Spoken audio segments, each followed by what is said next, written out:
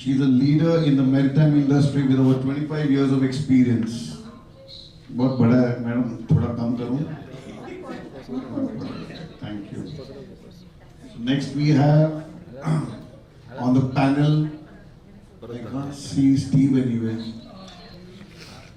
Bhakti, can you please call Steve? I think he's in a giving his bikes. Okay. Captain Daniel Joseph.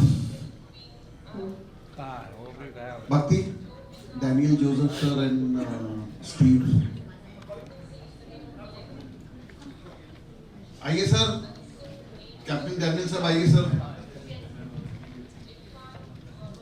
Sir आपका मैंने एक बार पढ़ दिया, वापस पढ़ूं? जोर बोल रहा है। वापस पढ़ूं कि एक बार पढ़ दिया चलेगा? तो एक लाइन पढ़ता हूं sir.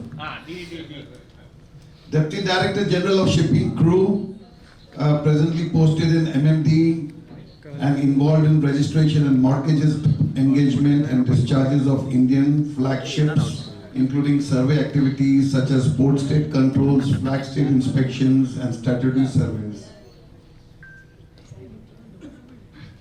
Oh, Steve is here. Thank you, Steve. 25 years of maritime experience in maritime sector. He is dedicated to enhancing seafarers' working and living conditions. As the Inspectorate Coordinator at the International Transport Workers Federation, he oversees more than 140 coordinators and inspectors in 57 countries who support seafarers. He leads a London-based team that provides assistance to seafarers and coordinates visits to over 10,000 vessels annually, recovering over 40 million in unpaid wages. Wow, that's a big amount. He is proud to be part of an organization advocating for the rights and welfare of transport workers. Welcome, Steve. I'm sorry he broke his thumb in the morning, but I believe it's fine. Just a little painful. I can see the pain on your face, but that's... Okay, then we have Dr. Asif. He's a medical doctor. He's sitting right in the corner there. Public health expert, working on prevention of HIV/AIDS and promoting mental health for the last 28 years. Welcome, sir.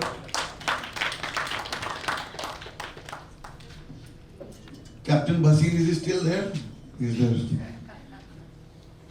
Serving as Managing Director at MSC Crewing Services India, holds a pivotal role in the maritime industry. Additionally, as a chairman of the Company of Master Mariners of India, he spearheads initiatives aimed at fostering excellence and collaboration within the maritime community. His leadership and expertise contribute significantly to the advancement of maritime operations and professional development in India. Now we have a martial arts expert.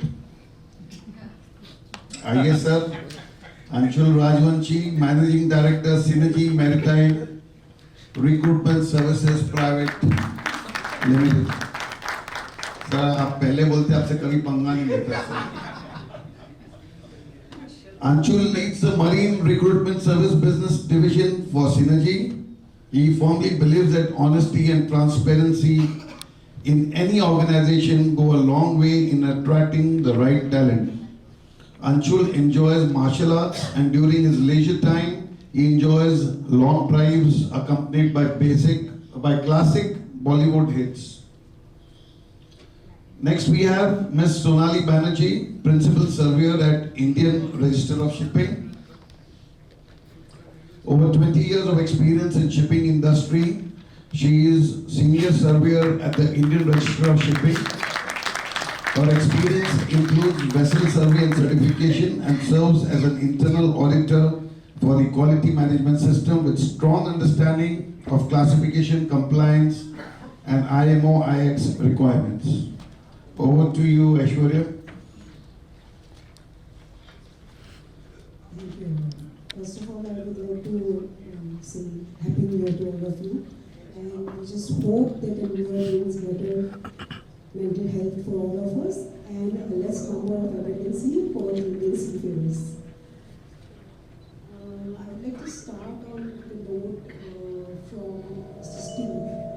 first of all elaborate as to what he thinks about the abandonment issue, specifically about the Indian seafarers.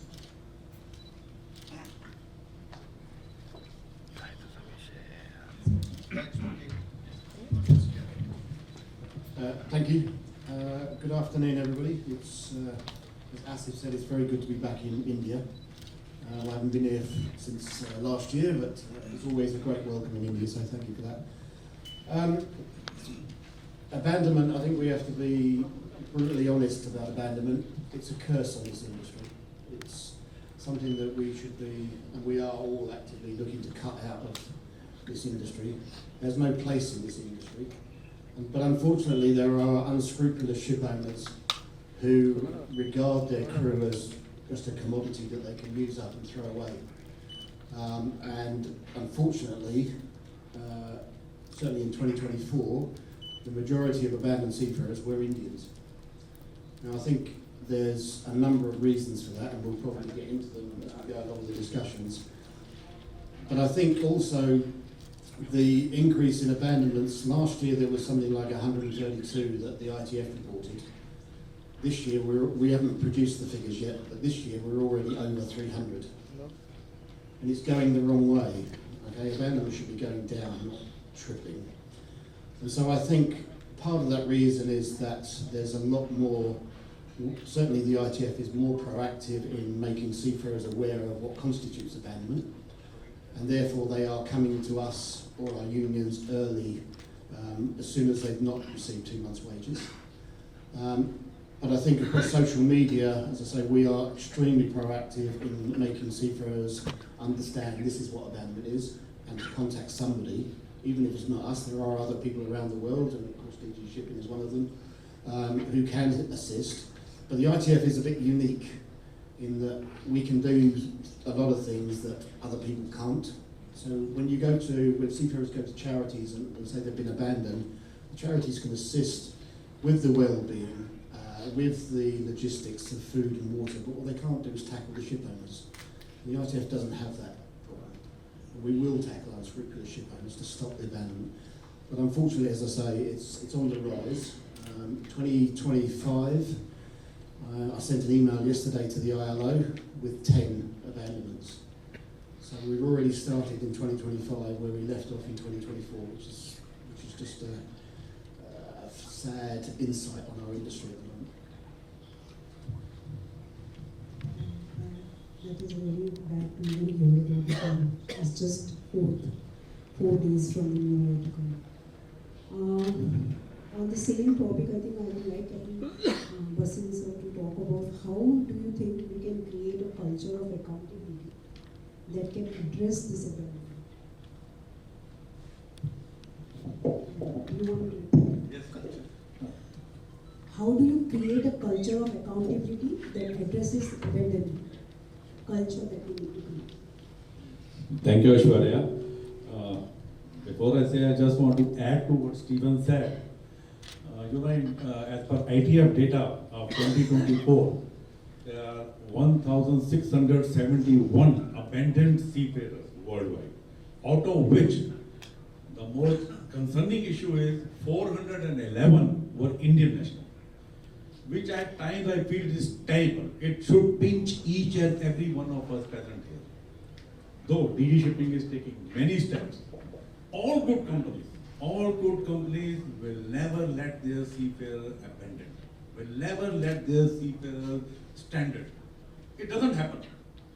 But then there are always black sheep in the cupboard. You always have some agents, RPSL agents, or people working in the wrong method, which bring not only wrong eye looking up to the Indian seafarer, but also to the nation. That is what's important. And I also want to add, Aishwarya, it is not one company problem, or it is not only DGS problem. DGS has taken a lot of steps, especially Captain Daniel and the DGS office. Recently, they are taking a lot of steps. It is the industry problem. We all have to come together. We have to catch hold of each other's hands to tackle this problem. Then only it will work. What one thing that you think is we can take one step, that one step that you think that you can take right away. Hard steps. Maybe I'm, What hard steps? yes, maybe I'm sounding like what you call policing, but I'm not a police. We are just a seafarer first at heart. But the hard steps, real strong actions, though the criminalization of seafarers or the amendment of seafarers is not something new. ITF has been talking about it, taking steps for so many years in the past. But has actually been something done? Local countries, local people, they do it. But whenever we have seen, I study many cases. The cases come to us maybe through CMI or through industry. I have seen heavy spirit in 2000. Before that, we have seen in late 90s the cases, and recently also.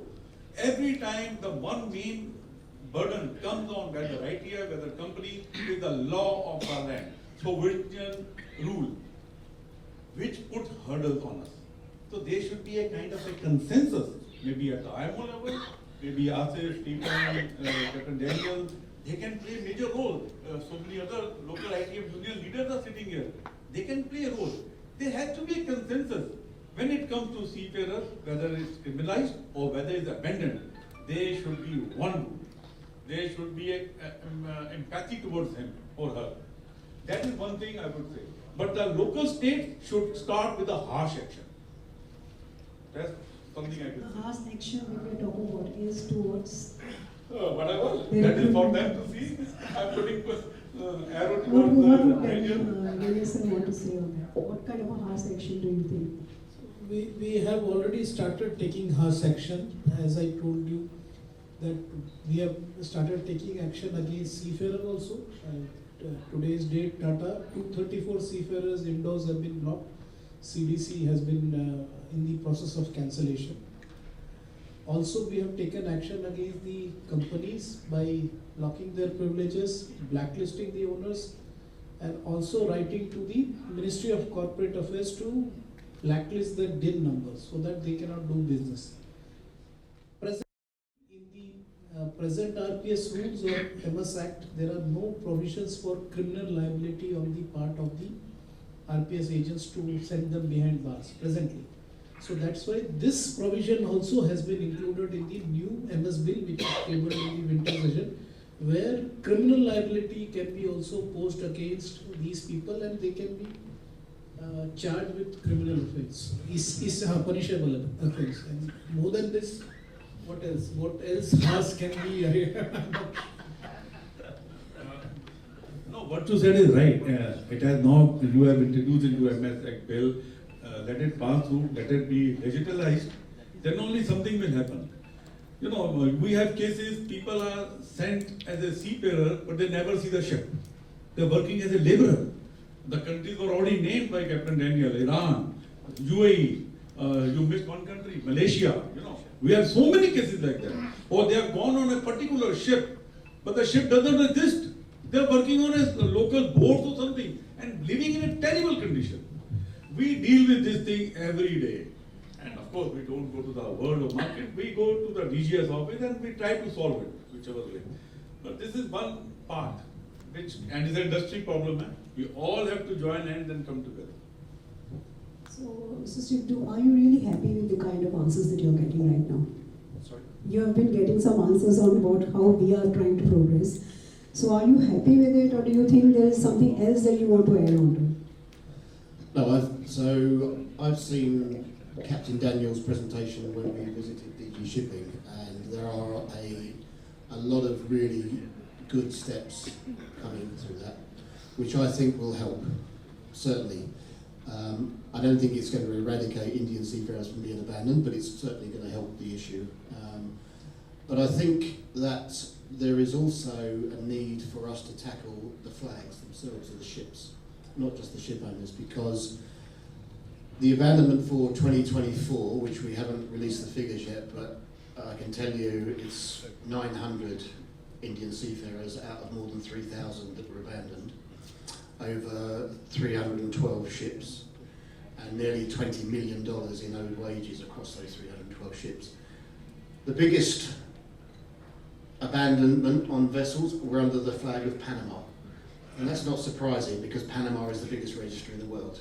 Right? They've got 7,000 ships, so percentage-wise they're always going to have more abandoned ships under them than any other flag. But second, and I challenge anyone to tell me where it is, was a small island nation called Palau. Right? Both are FOC flags. Palau is a small island nation in the Pacific, has no maritime industry whatsoever, has no ship owners, and the only ships it's got are about 310. 10% of them were abandoned. Because that particular flag, and it's not alone, there are a number of other flags, Tanzania, Cameroon, but Palau is one of the worst flags around. And ship owners use them, put their ships under this flag because they know they can get away with absolutely anything they want. Not paying seafarers, not feeding seafarers, not repatriating them when their contract ends. If you applied the same percentage of Palau vessels that were abandoned, if you applied that to Panama, it would be over 700 ships. So that tells you exactly, the size of the problem we've got with Palau. Other island nations, you may be aware of flags of convenience. Other island nations, St Kitts and Nevis in the Caribbean, is another FOC flag where we regularly see abandoned ships. So I think there's there should be some international pressure, whether it comes from the ILO, the IMO, the Chamber of Shipping, International Chamber of Shipping, put some pressure on these flags. Okay? We're not just going after the bad ship owners, we have to go after the flags as well. They shouldn't be allowed to be. Lately, sorry, I'm going on a bit here, but recently we've declared two new flags as FOCs. One was Gabon in West Africa, because a lot of Russian owners have started flagging their ships with Gabon to hide sanctions and to get away from sanctions. And the other one was a place called Eswatini, which used to be called Swaziland. And it's a landlocked country. It has no sea, it has no coastline, but it's opened up its flag register so people can register with Eswatini. And it joins Bolivia, San Marino and Mongolia as landlocked countries where they register ships and it's a money-making exercise. And they get the registration from the ships and then they do not care what happens to the seafarers on board. So we need to start pressurising some of these flags as well. So we can actually have a list of such flags which we do not really need Indian seafarers to be working on, right? So maybe we can have work on that directions to have a list. ITF can definitely support us to get more data on that. I just give that as suggestions. I would like to go to Captain Anshul on this. Can we create an accountability in recruitment process with managing the inherent risk of abandonment as wages? Aishwarya, first of all, I must thank FUSI and organizers to organize this kind of symposium and highlighting such an important topic of abandonment as well as mental well-being of seafarers.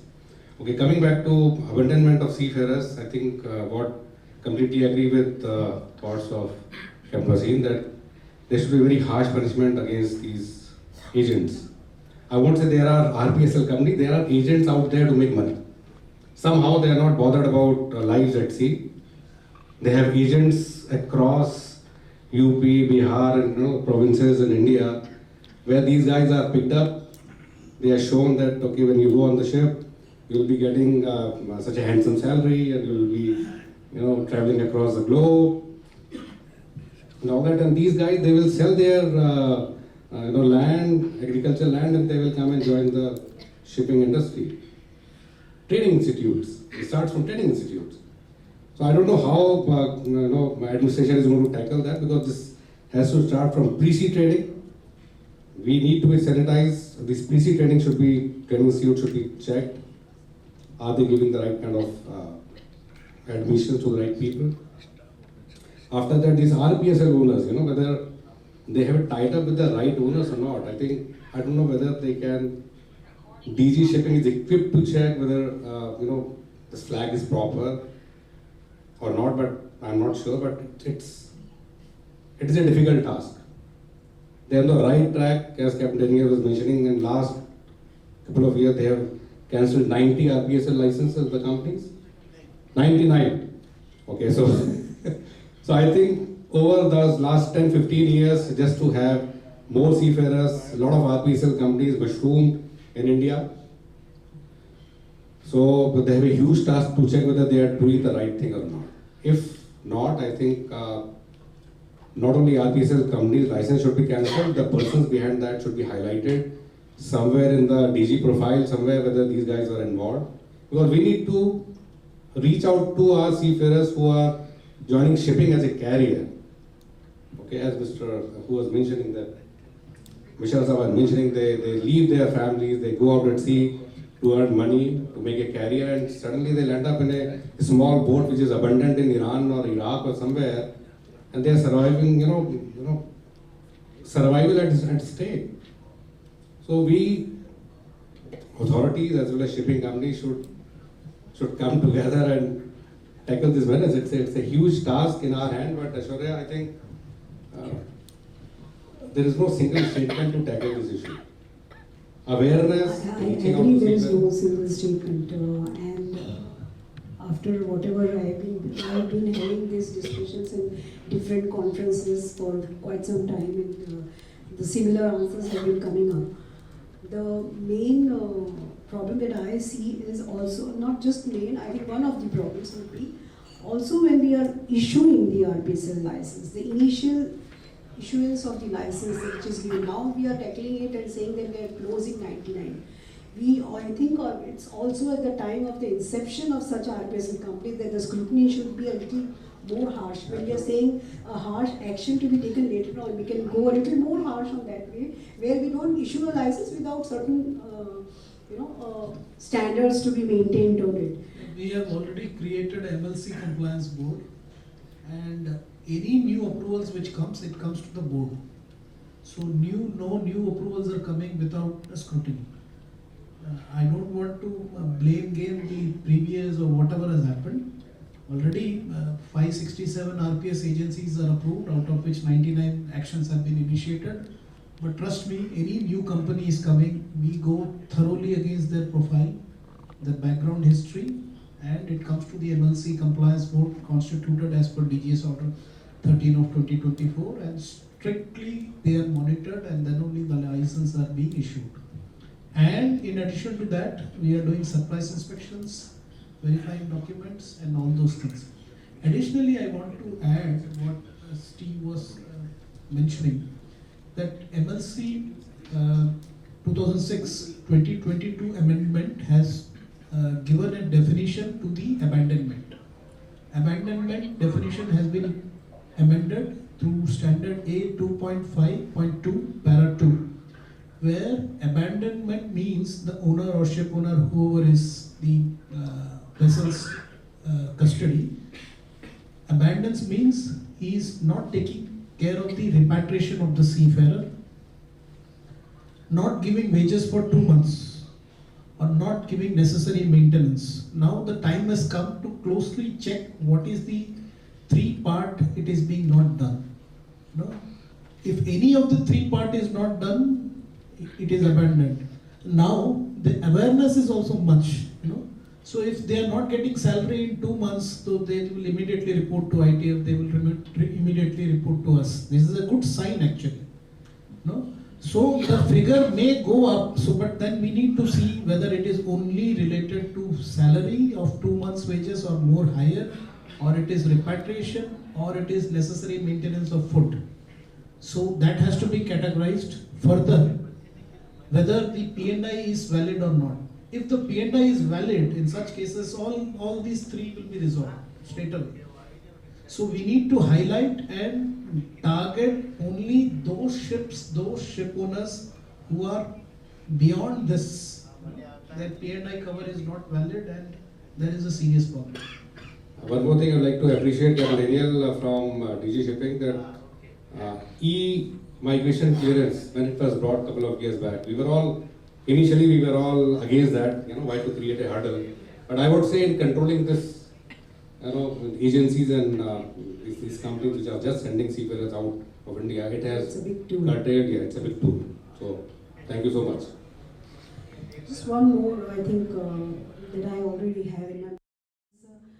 There are so many vessels, specifically in Iran, that Dr. Asif spoken, which there to, whether there are seafarers who are abandoned or because the vessel are arrested or something.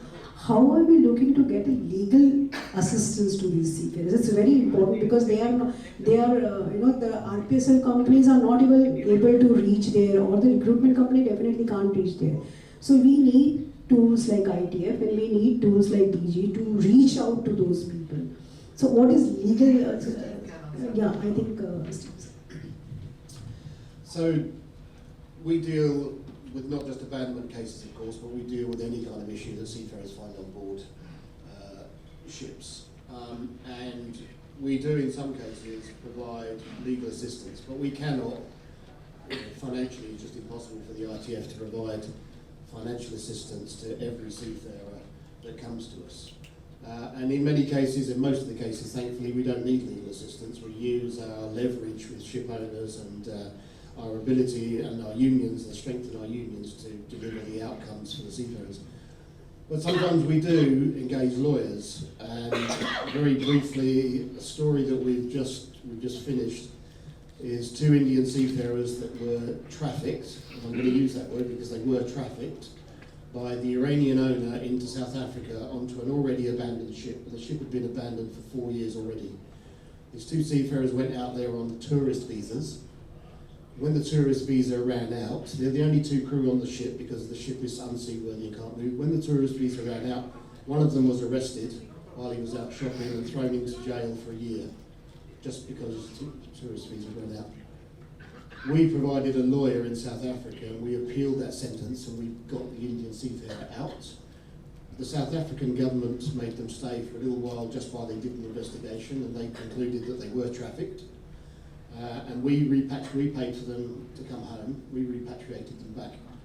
But the manning agent, and I can't remember the name of it, but I will give it to Captain Daniel, knowingly trafficked those Indian seafarers to that ship, because we've got the documents that says they're going to the ship.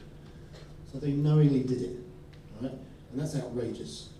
And I think the problem we've got in India particularly is there are a lot of Indian seafarers looking for work. And because some of them are desperate, they will take anything, literally. And we've seen contracts for Indian seafarers earning $100 a month. But they took it because they needed the work. $100 a month for a seafarer. But they pay $5,000 to some loan shark in order to get the job.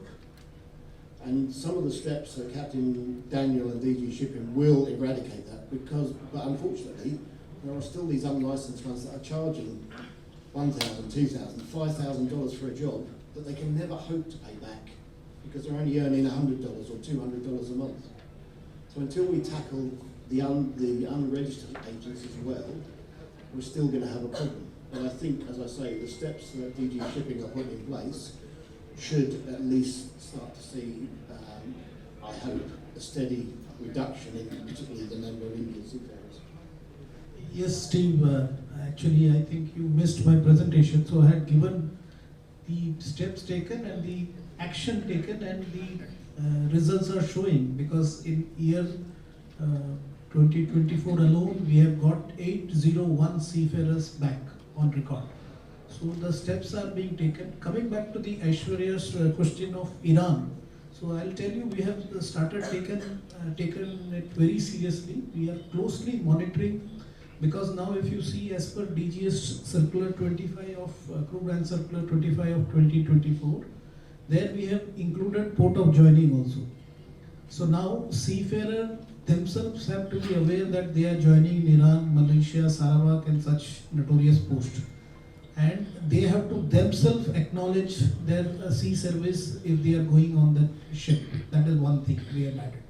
So he is wantedly going into that area. So he is aware, that is first thing. Second thing, if he is gone and caught and he is into cases, like we have live cases, in year 2024 only we have got 48 seafarers back from Iran who were under various custody, Global Churling, Stephen, Nadia, and there are few more vessels. we had big issues. We had hired lawyer through the RPS, and some RPS agents were not responding. We have hired lawyers through our well-wishers and our known people who have done on pro bono basis, you know. So now, one case I can go on record, we have paid 30 lakhs to get 11 seafarers back, because the legal charges and other things are such that we have paid through known lawyer, and now we can't repay them. No? Now we have hold on the bank guarantee. We are telling the RPS agency that is going on. But such are the scenarios there where people are not coming forward. You know, because that country is such where the financial part is such that people cannot support. Even ITF is not able to support there. So we are getting our people, our lawyers there through the High Commission and getting these cases resolved. So at present, almost 50% of the seafarers out of 81 are in Iran, struck. So we are still trying our best through all our sources to get them back. But still, the figure is on constant now. So the figure was almost 96. You We are have happy not that 20. it's not increasing. So we are happy that it is not increasing, that awareness is going on, and now people are afraid. I think that message has gone across especially Navi Mumbai, sorry to use that term. I'm not from Navi Mumbai, please. So that Still, I wouldn't say, I'm really reluctant to on this particular Navi Mumbai thing. But not all are bad. Yes. I'm There are not so telling- many good companies but, out there. The good companies are also there. I'm not generalizing, but if you see that message has gone across and people are reluctant to put people in Iran, that itself is a success. So we have tightened the screws everywhere. Some or the other will go off, but we are trying our best to control, especially the two notorious places, the Iran and other is Sarawak, Malaysia, where we have such cases. I think I need to talk to Sonali here. Since you are into compliance and things, now how do you see abundancy in Indian coast? We are talking about foreign flag vessels and foreign seafarers going on foreign ports and getting abandoned. What do you think the similar thing is happening in Indian coast, and do you think that we are being able to handle that in the coast also? An Do interesting we have any question, numbers for Aishwarya. I don't have the number, I cannot support that data. But firstly, to begin with, I would like to thank the organizers of this event that they have brought out such a pertinent and relevant issue, which, majority, if you look at the Indian maritime fraternity, we know the biggest chunk of this lies with the seafarer. We are known as a seafaring nation. So it is very important that our seafarers and the seafaring companies they are all in very good health. Coming to, I work for IRIS, so when it comes to seafarers, our scope is rather limited because we do verification of the inspection of the RPS companies and basis the recommendation that we issue to the flag, and then they take it forward. And we also undertake MLC inspections. So basis this is what classification, or I would say the role of an recognized organization on behalf of the flag that we are undertaking. Secondly, before I come to the coastal part of it, I would like to request Captain Daniel, because he is on behalf of the flag, that of lately we have seen, like when I was sailing, that was maybe almost 20 years, 15 years back. So we could see a lot of seafarers who were coming from cities like Bombay, Calcutta, where there was a lot of awareness about the maritime activity. However, of lately we can see that people from these big cities, they have kind of migrated their industry. So we don't see so many people from the big cities joining on the ships. Rather, we have a major chunk of seafarers who are coming from the hinterland. So it is very, very important, and I have tried raising this on various platforms, that we should have a mechanism to repeatedly raise awareness. Maybe you go to a place like Muzaffarpur and Muzaffarnagar, you go and raise some awareness, go to Lucknow, maybe catch hold of people who are at least from UP and give them an awareness that, what kind of employers do they need to get on board, what are the checks and measures as a seafarer who is joining first time they need to put in place. So this awareness has to be very strongly being put to the cadets or trainees or first time joiners who are there, so that they can avoid at the very beginning landing up in such a situation. Further to that, as IRS, I would see that of lately we have seen the trend, talking of the black sheeps, that we undertake ISM audits also, and we inspect the health of the company, health of the ship. Of lately we are seeing that there are a lot of companies, the so-called black sheeps, I wouldn't want to name anybody, but they are not even allowing the management system to establish, they are like operating from interim to interim, so that you don't have adequate data even to look into that aspect, that how they have been performing and how, what is the The financial reason I how they asked can you for the perform. data is because I know there is not such great data. Yeah, so that is a deliberate move, and there are no provisions in the various conventions that can really stop a certifying agency from doing that. So those are a concern they are having, and they're. What would you want to say, Lieutenant? Thank you, Sonali. I would like to add on whatever she has said. Regarding the Indian thing, I think Indian thing, if it is happening in abandonment in India, we are happy. Actually, it should not happen, because it is under our jurisdiction, our control. The ports are under our control. Everything is our control. So we had a series of, sorry to name this company, Samson vessels, which of late went into bankruptcy, and slowly the company was taken over by other entity. Then we had issues pertaining to all Samson 11 vessels. One by one we had issues, but it was under our control, because ISM, MLC, everything is under our control. So it was easier for us to control such a situation coming to that. The second thing what Sonali ma'am is telling about the awareness campaign. See, we have prepared this annual schedule, and I'm personally going everywhere. And Muzaffarnagar is in my agenda next. But see, we DG Shipping doing it should be more of a union and other people coming forward and taking it forward. That is one. So as being a seafarer, I always think on root cause analysis. So it is the periphery we can keep awareness. The best part what we have done is what we have thought as a root cause, to include this maritime culture, maritime, what is happening in maritime knowledge, and how to get into maritime field, and what is the awareness has to be included in the syllabus. So we have prepared a concept note, and it is being put up to Ministry of Higher Education, Skill and Development, so that this comes as a curriculum. Then when it comes to a curriculum, then it will affect, the seriousness of this thing will be shown, and it will have a good long-lasting impact on the potential seafarer. Coming to this seafarer already who has come to into the field, you create awareness, but the cheating happens when it is fresher, when he is fresh, So we have to catch them young and tell them that these are the things which are happening. Also, we have started a campaign. We have our field officers, MMD, in so many places, 13 officers are there. So many places we have delegated this responsibility to MMD officers to go start with the Kendriya Vidyalaya schools, which are central schools. Start with them, because we have tie up with them to create awareness on that, and then slowly we will cover the private school. But the main crux are what I think what Sonali was telling is creating awareness by including the syllabus, amending the syllabus and including in the syllabus, which we have already initiated. Thank you.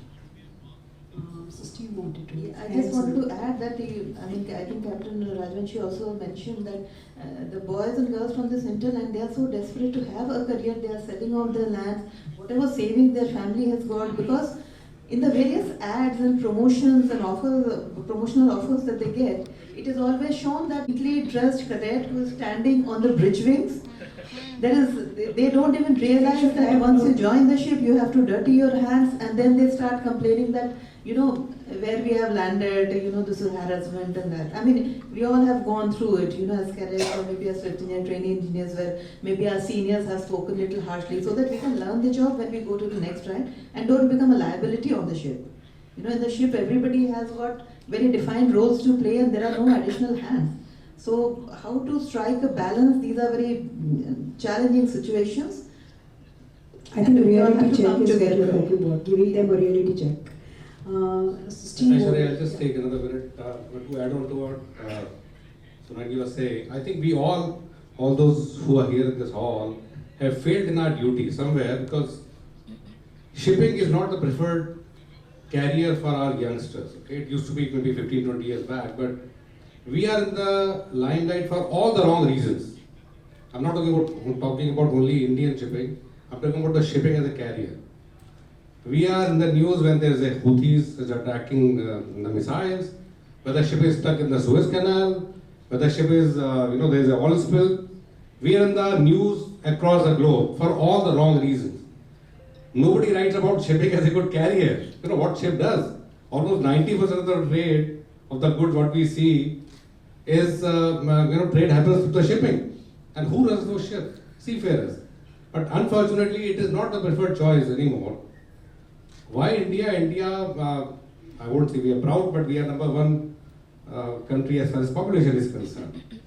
So what I completely agree with Sonali, that we need to reach out to the right audience. Maybe go to the villages, go to the hinterland, go to the tier 2, tier 3 cities, because metros are not they have more options. These youngsters have more options from metros. But we must reach out to right audience, right candidates, and select them for maritime sector, because there is a hunger to join shipping, to do something good. I think it is also about the standard of living in the metro cities and the tier L1 and 2 kind of cities. I think that is one of the reasons. Yes, Steve. I just wanted to come back on the point that Captain Daniel, that you asked about foreign flag vessels in Indian waters. Thankfully, we don't get too many abandonments happening in Indian waters. I think last year maybe 10 or 15 vessels in Indian ports or waters. But India has ratified the Maritime Labour Convention, and because India has, it gives India, flag state and port state, responsibilities. Now that they've ratified, you can legitimately, the port state inspectors can legitimately check on the earnings and the salaries of seafarers to make sure they're being paid and that they're getting food and water. Things that previously, prior to the MLC, they wouldn't necessarily check. They would check on the seaworthiness of the ship and things like this. Now what you can do is, as you've ratified, you can detain ships if seafarers are not being paid, whether they're Indian seafarers or whether they're Iranians or Venezuelans or anything. You can detain the ships. And I would promote that every time an abandonment is of a foreign flag vessel in Indian waters, I would promote the port state to detain those vessels and work with our inspectors, because there is nothing quicker that gets the attention of a ship owner than when their ship is stopped and they can't earn money. Unless they're going bankrupt, of course, and that's a different case. And one final thing, there are some proactive initiatives around the world, and one of them is Taiwan. Taiwan checks every ship that comes into its port, and there must be quite a few. They have somebody check everyone. They check whether there is an outstanding abandonment case on the ILO, and if it is, they won't let it into the port until that case is resolved. And we've had one recently where a ship owner bought a ship, didn't know that it had been previously abandoned, tried to go into Taiwan. They said, no, you're not coming in, because there's $93,000 owed to the previous crew. He had to pay the $93,000 to the crew in order to take his cargo into Taiwan. So that's a great initiative. If we could get more countries doing that, we could certainly make an impact on abandonment. I think that's a We have, to add this, Steve, we have already started working on this, because we have port entry rules in India, port entry rules 2012. It is 2012, 12 years already. So we are under revision, and this is already in our pipeline that we will be marking such abandoned vessels. Also, we are going to include these as a star system in our RPS, where against the IMO number, if there is any previous history of abandonment, that vessel will be blacklisted and people cannot put seafarers on there. These two steps we are taking already in pipeline. Unless the ship has been cleared. Star system, so when it is cleared, then the star will go. Okay, I will come to Dr. Asif on the mental health thing. So there is so much that's already been talking about, and so much that we are already thinking that there's the planning and training that you want to go for the institutes and all that. But after doing all that also, as of now today, I'm not just talking about entry-level seafarers, I'm talking about the seafarers who are already on board. Do you really think that they are already ready with their, to tackle the mental health issues on board? Even after they become a master or if a chief engineer, I would like to ask you about that. Thank you, Ashwini. First of all, I want to say that people feel a captain or chief engineer earn a lot of money. They don't have stress. I think it's wrong. More responsibility you have, more stress you have. So it's not about ratings or low-level seafarers. A captain has so much responsibility nowadays, so much paperwork, so much like scrutiny. They have a lot of stress. So I feel that we have not done enough to help support seafarers. Two things, again, that's why we think that, because once you're a seafarer, it's difficult to reach you. Now they don't have the shore leave, they cannot come to seafarer center, so it's getting more and more difficult to reach seafarers. But I would say that, like for example, Synergy have a very good 24/7 counseling service, for example. But again, I don't know about their data, but I know about the Royal Caribbean, the biggest cruise liner in the world. They have a 24/7 service, but very few people use that because they are afraid of using it because of fear of stigma and blacklisting. So I think there's a bit of disconnection, Captain, also that we are all trying to do stuff on our own, which we think is important. You are doing excellent work. And again, for example, the managerial thing. So all the seafarer before going on board ship, they are coming to the agency for orientation of paperwork. So what we are saying that it's not about a long class, it's about saying that the life will be challenging, you will feel stress. These are the signs of stress, like a list of things. And if you are stressed, reach out to service. I think that needed what I personally feel, and again, I'm a person who had mental health problem, During the COVID time, I went through counseling, I went through antidepressants, I know how it feels. So I think the whole point is about telling people that it's okay not to be okay. I think we talked about diabetes, we talked about blood pressure, we talked about cancer nowadays. Oh, my relative has cancer like that. But we don't talk about mental health.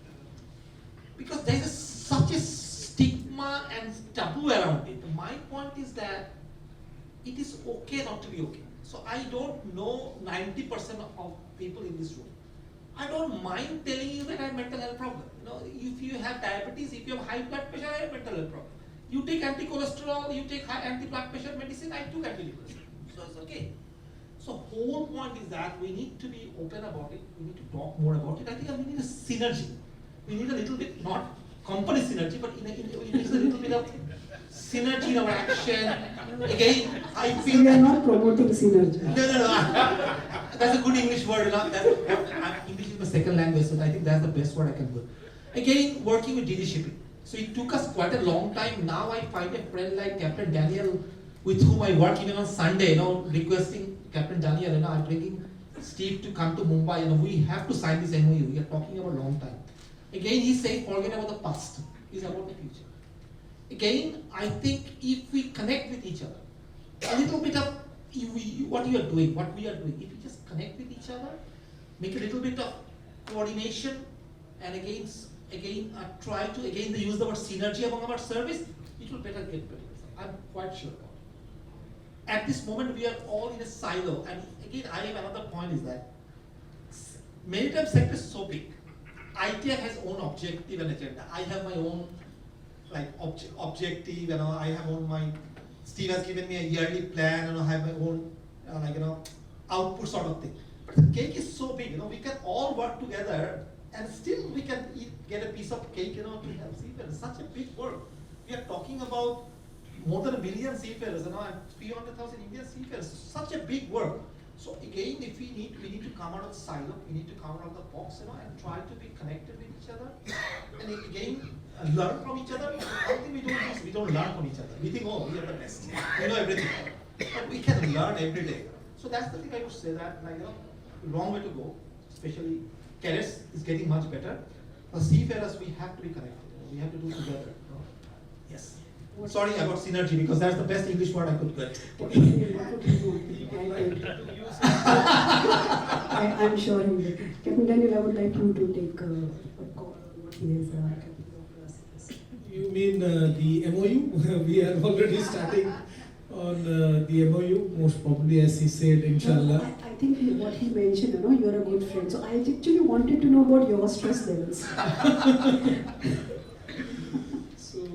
Since you're handling so many stress things, Yeah. maybe I can, you can tell me more about stress. Sometimes I do feel that every time in office I get WhatsApp, because now my number is there everywhere. So it is good. I keep getting messages that sign off neighbor, their issues are there with other issues. But then I see that 90% of the problem they can solve themselves. They could have gone to master or their company, they straight away write to me. But anyway, no offense, then I say, okay, have you approached your company? No. Then why DGCP? Then you approach company and then issue gets resolved. But stress, it is there. I am also stressed at times. And then in office also I am stressed, but then I got this unique way of de-stressing myself. I have a good friend of mine, Captain Nitin Mukesh. He stays 2 chambers besides me. So whenever I get stressed, I just get up and I go to him. I just talk some nonsense with him, and he will also reply. So he knows that I am stressed. And then we talk and then come back and start. Then he will come after 1 hour. He will start some nonsense things. I will talk to him and then we start working. So we have to de-stress. We have to reach to Captain Nitin next time. That's what the conclusion. So the thing is, I'm not ashamed to tell that stress is there, and stress is there, which will be there to be there. As he said, it is okay to be not to be okay. So if it is there, please reach out to the concerned psychologist experts who can guide you. But I am having my PhD and I have become doctorate. I have doctor, but I have become a doctor, more of a psychology doctor. Many calls I get, and normally it is related to spouse issue and other issues. From Seafarers. Seafarers. And sure. I have become expert Counselor. I have become expert counselor if I sell X. So we have clinical psychologists here. So I tell X. Very jokingly I said, no offense. So I tell if not Parinita, take Katrina Cafe. There is always option 2. Why you get so stressed? So I get calls, these are not jokes, and these are serious calls I get, and then I pass it on. The FSUI and NUSI and other numbers are there. So normally 80 to 90% calls when I get, it is related to the wages issues, and the other issues are there whenever they are stress-wise. Maximum calls are related to girlfriend issues and family issues. Yeah. You agree? Issues with girlfriend it's a very serious matter. It may sound, but it's a very serious matter. I tell you, in around 2016, we had connected one junior engineer, 4th engineer. He went on a ship after waiting for 5-6 months. Okay, he joined the ship in South Korea, and now ship was coming to Gulf, Fujairah, VLCC.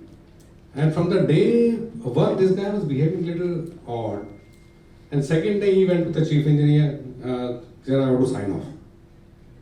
Everybody was surprised that you have come to the ship after 6 months, waiting 4-5 months, you are waiting. Why you want to sign off? He said, sir, I want to sign off immediately. So master and chief engineer called us up. We said, counsel this boy, he will get down from the ship, then there will be long waiting list for him. Not good for his career. So they counseled him. But again, after one day, we got a call from the master that this guy is, adamant to get down. We said, okay, fine. We will arrange a sign off. Send the message to the ship that ship is coming to Singapore after 5-6 days. and this guy will sign off, this message was sent. And after 2 or 3 days, we came to know that one fine day in the morning, this boy is missing from the ship. Okay?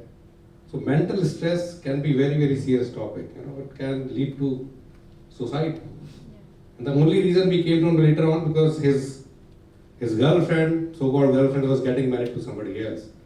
And his family was not ready to getting married to his girlfriend.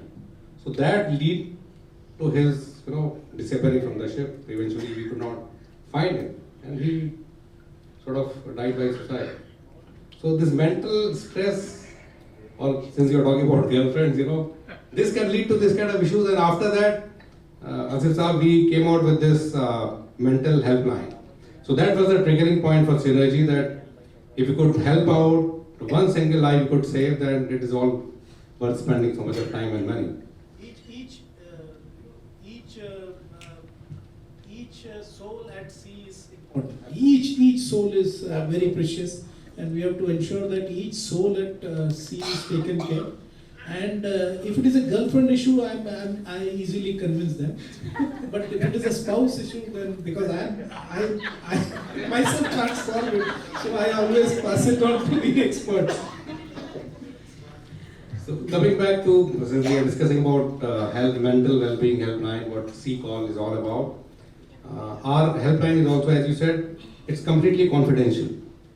The counselors, when they receive a call from the ship or the family, the identity is not revealed to anybody. Whether it is coming from Seafarer, from Synergy, because this helpline is open to all the seafarers, irrespective of Synergy or any other shipping company or their family. And their families. And their families. So this is completely confidential till the time they realize that person on the other line is seriously considering to suicidal thoughts. Then only they will reach out to the concerned company, and then concerned company will reach out to the master or chief engineer and try to handle that. Otherwise, this is completely confidential. They don't reveal the name or rank or whatever. So I think, and we are, whenever somebody is joining the ship or through DG Shipping website, we try to tell seafarers, please reach out to a counselor whenever you need that.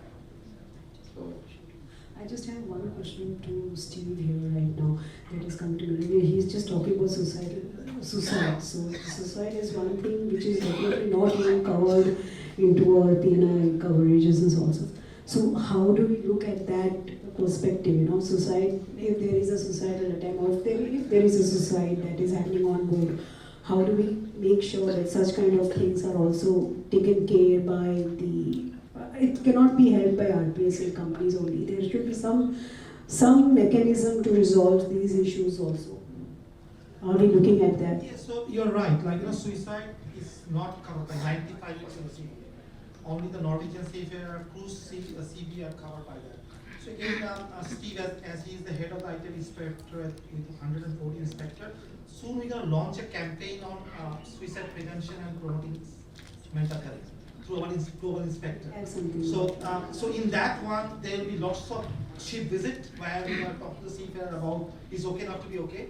Also, we'll be involving lots of employer engagement with stakeholder engagement, and you'll be happy to know that we'll be doing a global pilot in India in first week of April, and then middle of the year we're going to launch this program at a global level where the suicide prevention and seafarers' mental health will be included. Maybe Steve, you can say a few words around your idea on this. Yes, so it occurred to, we've obviously during COVID, it was fairly evident that there was a rise in suicide amongst seafarers because some of them were stuck on board 17, 18 months at a time. And as Asif says, mental health there is still stigma attached to talking about mental health. I mean, Asif's been fairly open about his own, but unfortunately not many people are. Many people tend to keep it bottled up inside, and of course when you bottle those emotions up, other things get to you as well. And so we had this idea that we are still unfortunately seeing suicide amongst seafarers.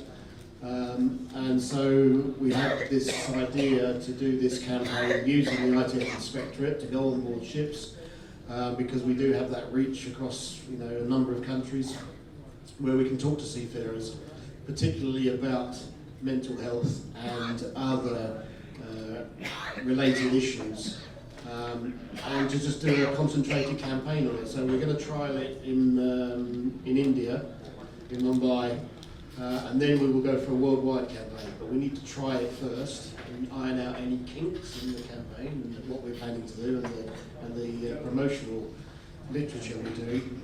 But yeah, it's got to be good for us to be able to talk. In the UK, there is a very well-known campaign saying to people, talk about it, talk about your mental health. There's nothing wrong with talking about your mental health. Okay? We all get stressed, as Asif says. We all get stressed, and stress manifests its way in different places to different people in different ways. But we should all be talking about it. And just, I wanted to come back very briefly to the point that was made earlier about some seafarers, when they get on board the ship, they don't exactly understand what they've let themselves in for. Okay, they think it is going to be, as you put it, this nice uniform seafarer, and the reality is when they get on board. For me, that shows, and I'm not saying it's in India, but that shows to me that there's a lack of awareness created at the point that they're learning their profession. We shouldn't be giving them the idea that being at sea is this lovely, well-dressed seafarer. The reality is something far worse than that. Yeah. And because the reality is, we all know from abandoned seafarers, and that is, there's 900 Indian seafarers last year. You know, some of them are new, some of them first time on their ships maybe, and this is what they get to. We had one cadet come to us who was trafficked into Iran and went into a camp and spent 9 months in a camp, not on a ship, with other seafarers. When we eventually got him back to India, he said, I'm not doing it. It's not the career for me. That's not what I thought it was going to be. But we can't hide them from this. We can't hide them from the realities that shipping is a dirty industry sometimes. I think everybody out here would agree that it's not an easy task, definitely, to be on ship. But the people right now sitting here are somebody who are already into this industry for quite some time. So I think the key point and the key discussion is obviously educating them at the core start of their career, which is a very vulnerable year or a time for even at 18, 19, and they really don't know what the world is about. Telling them about mental stress is, I hope that they don't get stressed by knowing what mental stress is, but at the same time it is very important for them to know, to have the reality check on it. So with conclusion of that, I would like to open this forum right now for the question answers round from all the guests out here.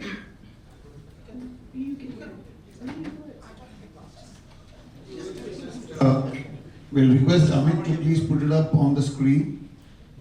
Can I request all of you? Yeah. Can I request all of you to a little bit peek so you can see the screen as well? Just stand there. So you can see the screen as well. You want me to read it? You want me to read it?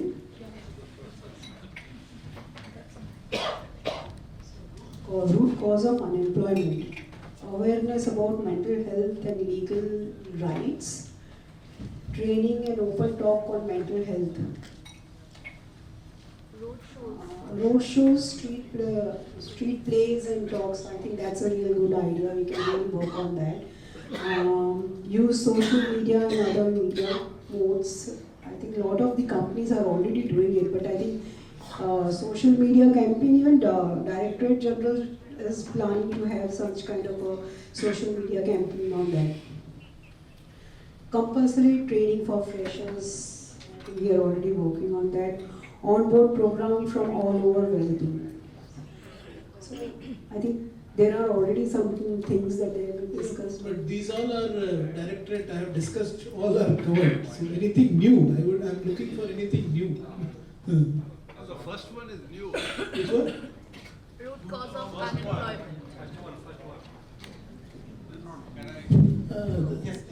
So who has asked this question? Can we? Yes, because thank you first of all for a lot of initiatives which we have been enlightened. Thank you to everybody. This particular one, root cause for unemployment. You know why I said this, because we have one side we are talking about supply is only 11%. So there's a huge opportunity for seafarers to come in and we increase our numbers. Other side we say jobs are not available. So we are contradicting both the issues. When you say jobs are not available, what do you mean? We tell the RPSL owner, you buy a ship.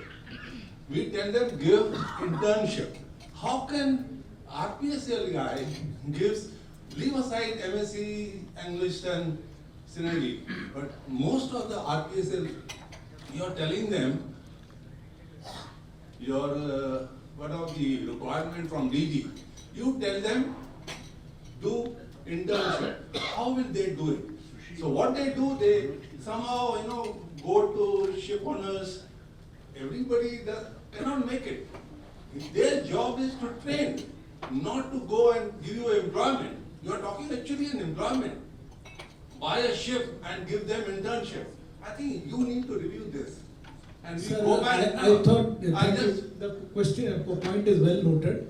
I thought I have discussed this in many forums. I thought you would have heard this, but I will reiterate because I thought it is already covered. So that's why it was not new to me. But we have already done root cause analysis, and we have worked on, because our aim is to by 2030 Maritime India Vision, we want to reach 20%. Okay, so 20% if you reach, you have to generate job opportunities only, no? So for that, we have already set KPIs and we have started working on those lines. The other thing is, one side we are going to create awareness by roadshow and all the shows, change the syllabus, put maritime syllabus in the Ministry of Health through Ministry of Higher Education. That we are doing, awareness. The second part, what you have said, creation of job internship, you mean, the initial 6 months or 9 months, whatever. So what we are going to do, obviously this has come from my very good friend, that we are going to implement, I don't know how far what will be the backlash. If a RPS company is employing 20 Indians, they will be mandated to employ at least one trainee. Okay, that is one thing which is going to come. And obviously I don't know how it will have deliberation, and then we will decide on that. The second thing, we have already made plans to visit seafaring supplying nations such as Greece, which is planned in March. Indian delegation is planned to visit Greece, Scandinavian countries, Finland, Norway and other countries where they are ship-owning nations like Denmark and other countries. Also Japan and other countries where we have already planned. Our plan is there. High Commission is already working on the plan for having negotiations with them to have an MOU kind of thing to create shipboard berths. So that is being worked out. Also the third thing which is being worked out, in 2012 or 13 there was a proposal from Japanese owners to give a gift of a vessel for training, especially Indian seafarers, especially for training. So we are going to revive this. When our MOU we are planning to do, we are going to hire 2 vessels for being in Indian coast, and that will be managed probably by SCA because that is the government entity. So we will have training ships to give training berths. Though Emmet started, but that didn't succeed, so we will revisit on this as a 3-pronged agenda. So one is mandating RPS to give more training berths, mandatory. Second is through MOUs with seafaring nations. Third one is having our own training berths, training ships. So these, I think by these we can tackle the requirement so that the training part, internship is covered. Then we can have officers and trainee for the 20% growth. I hope I have answered.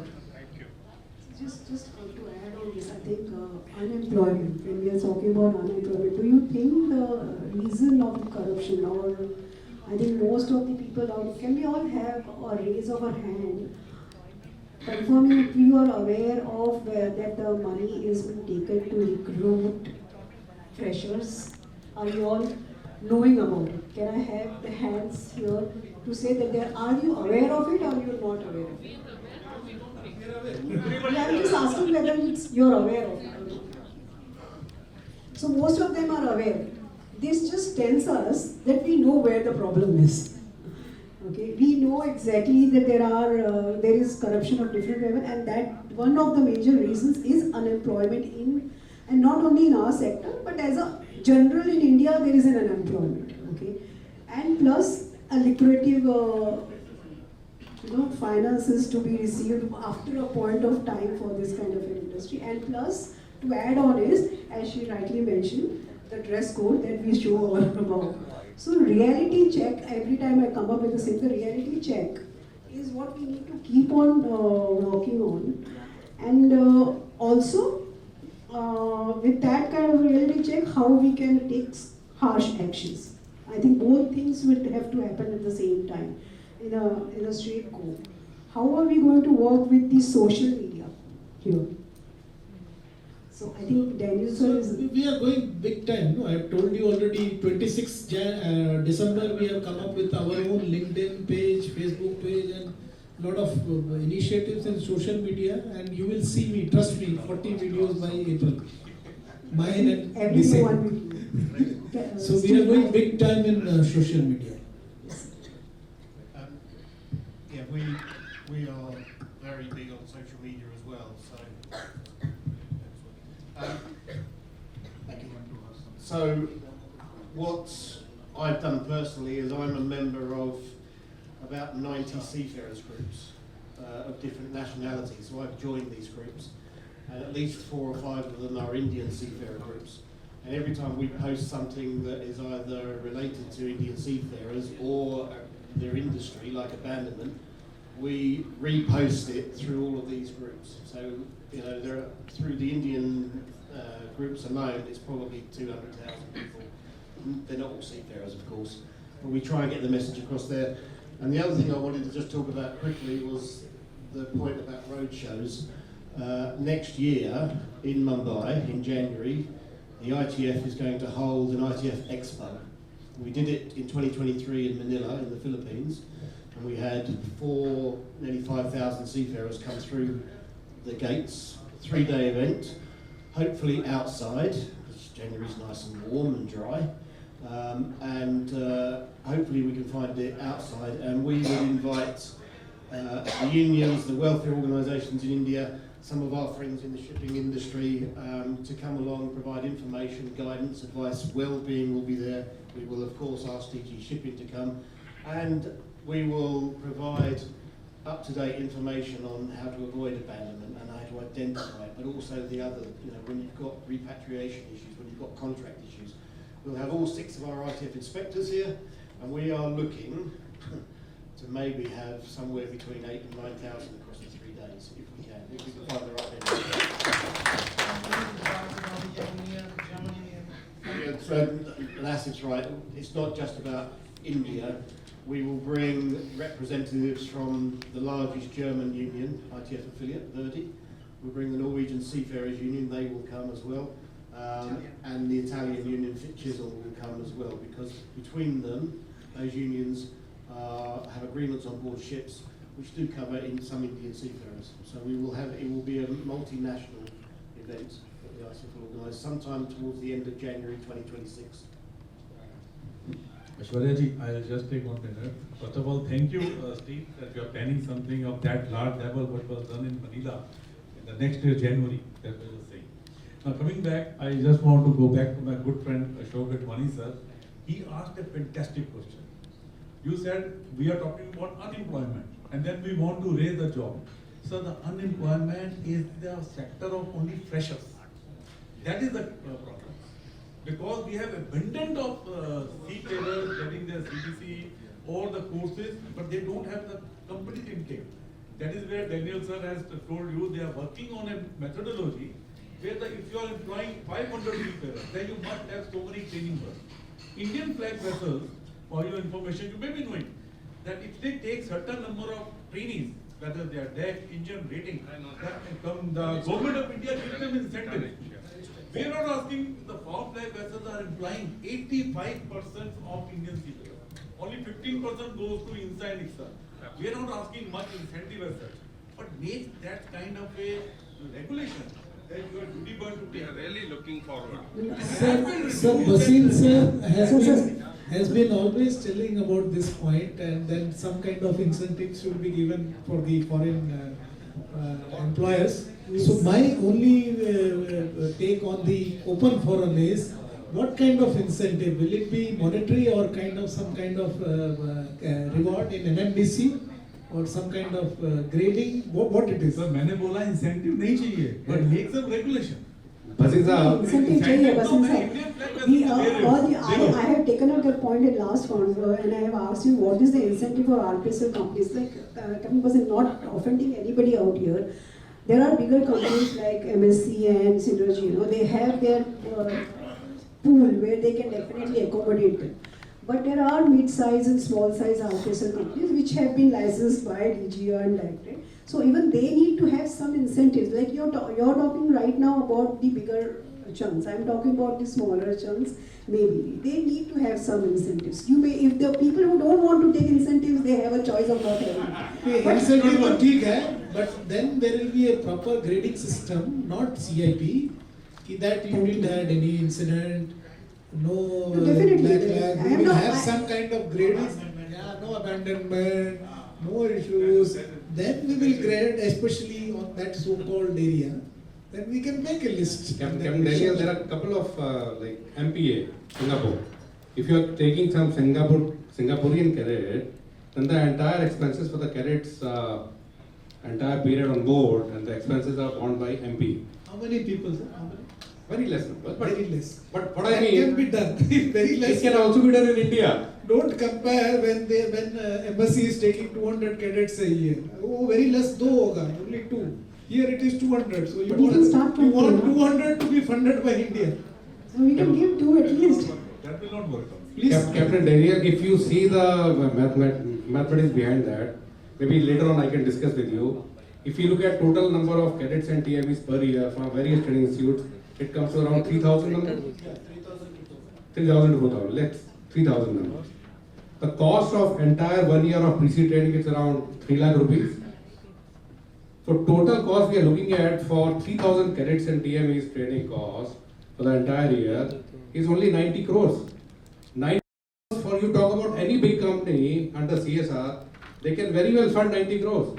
So training becomes free for these boys and girls. We must reach out to these hinterland, pick up the right boys and girls to send them on board, get them pre-seed training. This has been my point raised, and there are companies even now, they are willing to train trainees cost-free.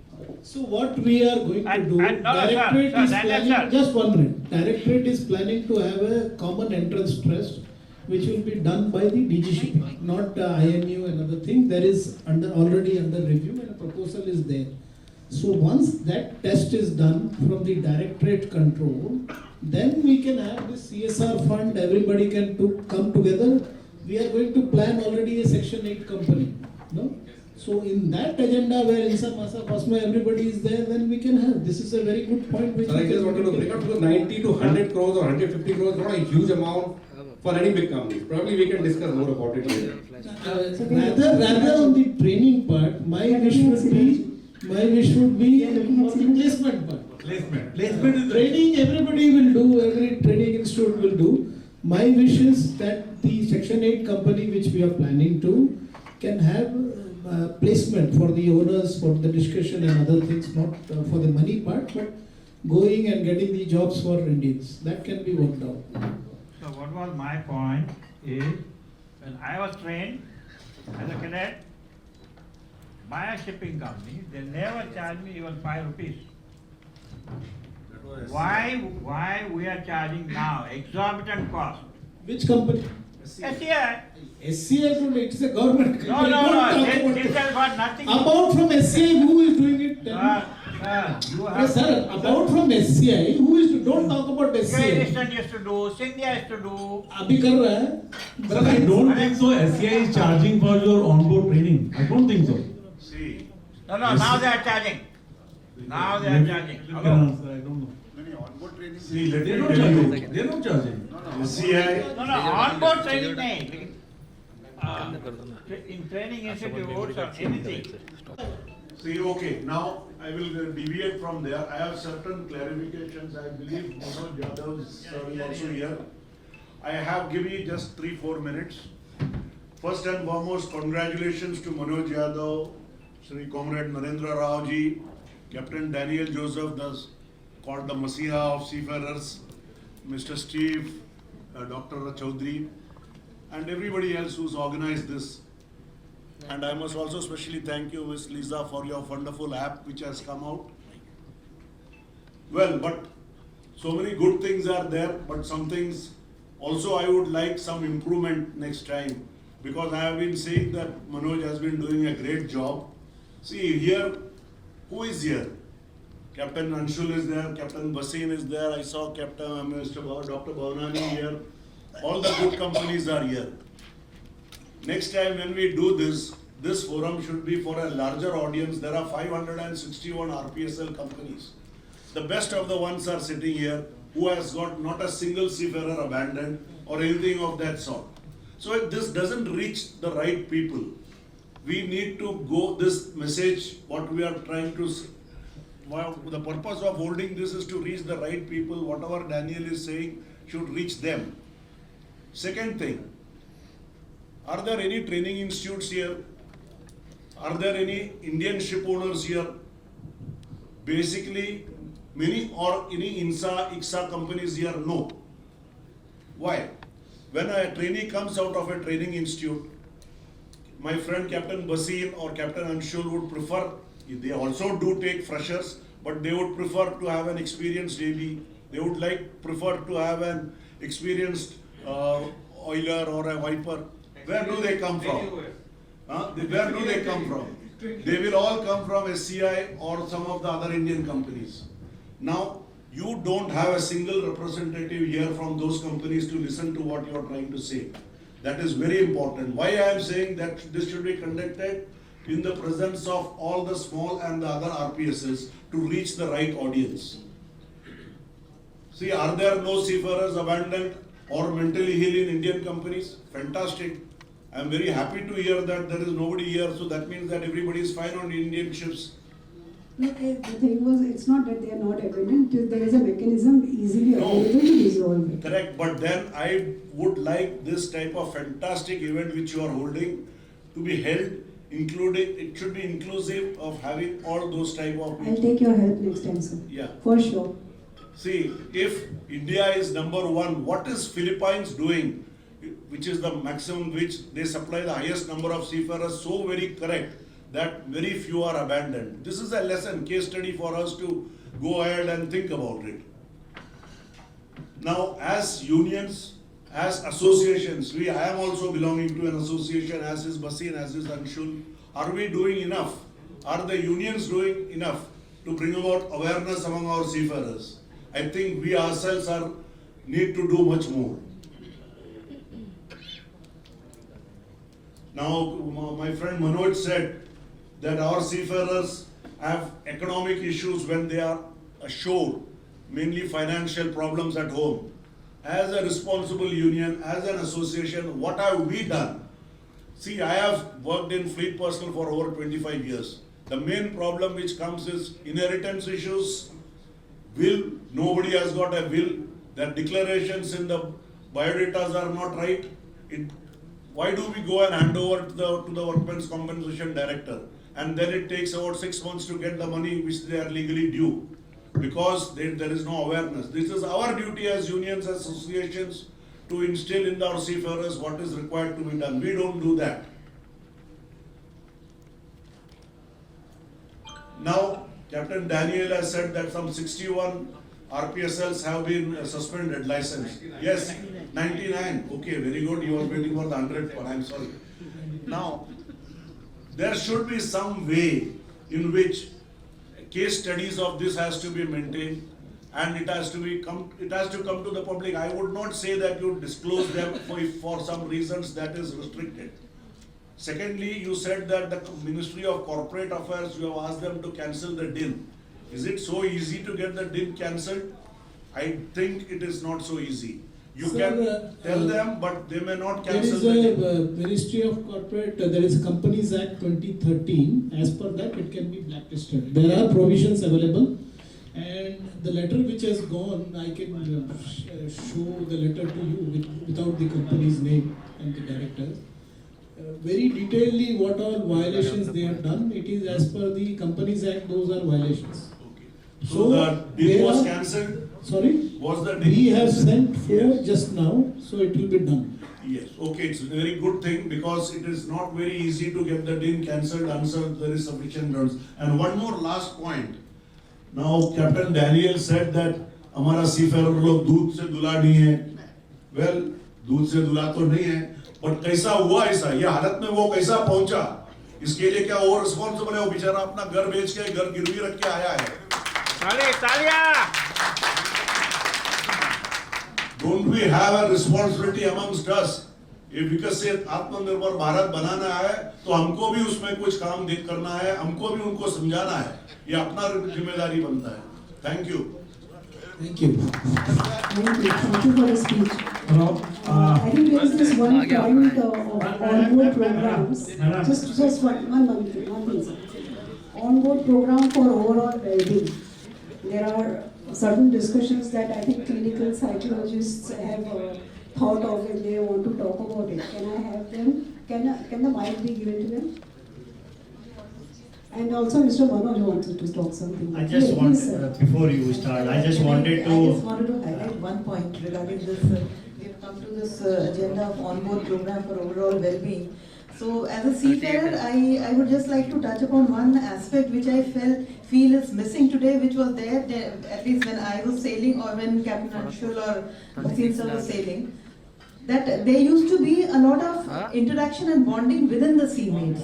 Yes, within the shipmates, and there used to be a lounge culture. Every day after dinner, people used to gather, they used to sit.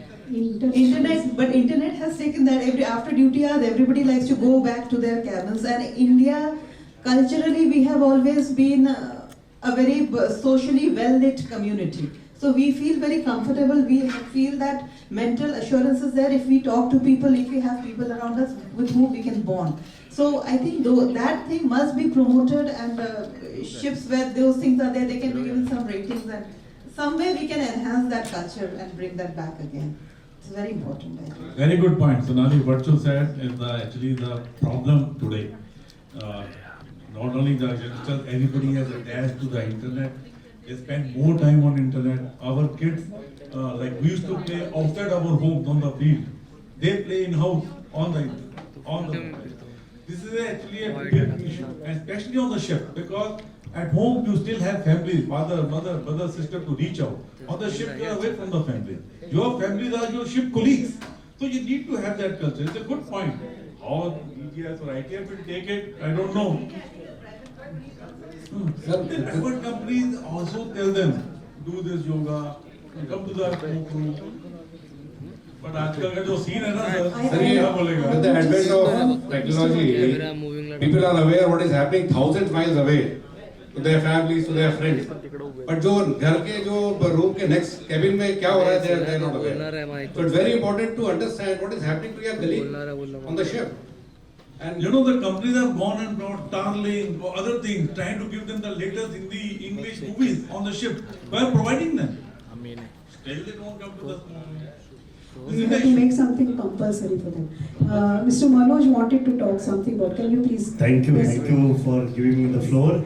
In addition to Captain Philip Mehta, I'm really happy to hear you because I heard him so many times, and he was sitting across the table during the NMB negotiation. Then his thought was totally different because he was representing the employer side. Now he's talking about the seafarer side. It is really. He's with us now. Yeah, now he's with us, so he's just speaking our language. Spoken like a union leader. Yes, spoken like a union leader. So in addition to that, what I am suggesting, day before yesterday, it was confirmed from Anil Devli that he was one of the panelists, but certainly yesterday he flew to Delhi, so he was not here today, and we invited him over here. And we invited INSA also. Just a month before, we organized a seminar, same type of seminar in Belapur. Along with those type of company, I believe Captain Philip is talking about, more than 150 companies where Captain Daniel was also there. So it is the second or third event consistently organized by FSUI with our stakeholder, with our partners and everything. In regards to helping the seafarers, yes, till today we are not in a line. That is the problem. Everybody is just saying, yes, we are doing this, we are doing that. That what I have said in my welcome speech already. Until unless we will not come in a line, it is not going to be sorted out. In regards to unemployment and everything what Captain Philip mentioned, I don't know from where to address, because when he started, nobody opposed. We know the 80s, 1980s, 82, how we have taken over from the other nationality, this Indian seafarer, due to our qualification and everything. Now, a person who is not even going to the institute or hardly going to 5 days in an institute getting the CDC, what we are expecting? Either we are expecting quantity or quality. It's up to us. A person who is getting CDC within 15 days, we are expecting quality. I don't think we will get that. And numbers, yes, of course, we can present that now we have 4 lakh, 5 lakh, 6 lakh, and ultimately the question from that our Advani sir is still there, that what about the job? So, thank you, Captain Philip. I'm really happy to hear our language as a trade union. I'm inviting you to just be with us, and next time definitely you will sit from our side and we will take a call from Seafarers. Thank you very much.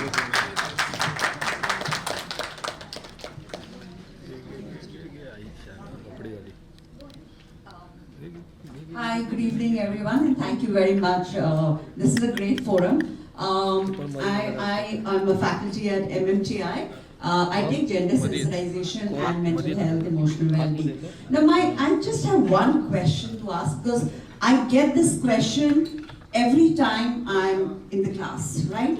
So we are talking of the zero tolerance, sir, and I'm talking about the gender sensitization modules that we get for 6 hours.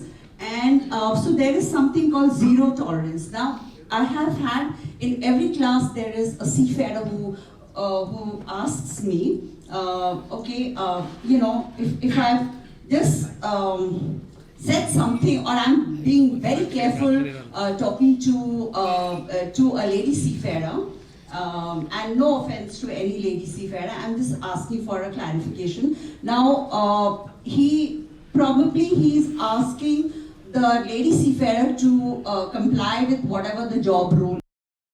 Now, it so happens that there is a case of mental harassment, or there is, some sort of allegation, against him, and that goes to the office, and without any questions asked, he's signed off. So he says, where do I go? Because the company is not taking me back, right? And there's no one to listen to me. So what is the answer? What is it that I need to tell them? Because this happens in every class, and they think that because you are a faculty, you're teaching them, you have all the answers, not realizing they have no answers with us. I'll tell you this. What you have raised. Yes, sir. Directorate has issued a woman grievances cell. You have seen that? Yes, I have. So every company, if they receive any such case, has to be mandatorily reported to DGCP. So company has taken action, right, but then it has to come to the committee and it is to be reviewed. And we are getting cases and it is being reviewed. If the charges are false, actions are taken against them also. So there is a mechanism available. So the seafarer has a means to appeal. Whatever the company has taken, that has to be reported to the grievance cell, woman grievance cell, redressal cell, and that will be taken care. I hope yes. Madam, I would like to answer, and we have with us Ms. Rupali. She has already done 7-8 ships as a chief engineer on Tolani. So she has got very high experience. I would request her to answer this, that when such a situation does arise, because these are very between the lines, and they have got a lot of fine lines between them, because we are not giving by virtue of being born as a boy, you are not getting an opportunity to express your side of the story. We have all due regard that women are being acknowledged with so much of respect and their concerns are being held. But at the same time, we know, I have got a brother, we've got a father, we've got a husband. We will never want them to be implicated for something just as anybody's whims and fancies. I would just request if Ms. Rupali, you can just answer that. And by the way, these are all confidential, no names comes, nothing, whatever has happened, investigation is done, necessary actions are taken. Sir, I have real cases who talk about it, that this has happened to me. They're sitting in the class and I don't know where to raise it. Or I have no answers for that. That is the reason. Also now, please raise it to DGS. DG. And there is a committee already, I'm saying. And also, yes, we tell them, but they say that we have got no answers for it because he's already sacked from the company. that has to be raised, and if the actions are incorrect, necessary actions will be taken. All said and done, are you part of the Sagar Mein Samman committee? Yes. Absolutely, I'm very proud to be a part of it. So Thank you are part of that. Please ensure these course corrections are brought in the system so that we can have proper rules. Madam, I have an answer for you. When a student comes, whether it's girl or boy, on board there are just 22%. So 100% environment consists of 22%. Anything happens, it is so much discussed, smallest to smallest and largest to largest. But whatever comes up in the mail and what to report, there is also so many filters are there. So I don't think so. One boy is getting harassed and he's sad. Might he has done something else. Now they can't point out or establish the fact that he has done something wrong while maintenance, while cargo operation or whatever. Now the lady seafarer is there. If this issue comes, nobody will speak. Company will not ask much because they don't want to elaborate on this. So there are techniques. I am not saying always boys are wrong or girls are wrong. There are a thing, they take this grey area to hide their incompetency on both sides, management side, operation sides. So they take a data, last ship में क्या किया, उसके पहले क्या किया, किसने किसके साथ क्या किया. So it is a mixed khichdi. At the end, that boy is sad. So the thing is that maybe he is arguing with senior, he could not finish in time, or he has his own things to do. So on board, whatever happens, it is never discussed. Maybe at home you don't know what your son or daughter is doing, but on board, master and chief engineer, they sit for drink and they know who is what and what action to be taken. So it is there, as a family they take a decision. So when boy comes, I got sacked without reason, it's a wrong statement, even for the female. But it is a grey area and everyone attentive and they don't ask much question. अरे जाने दो ये इसमें नहीं पढ़ना है. So they just move on.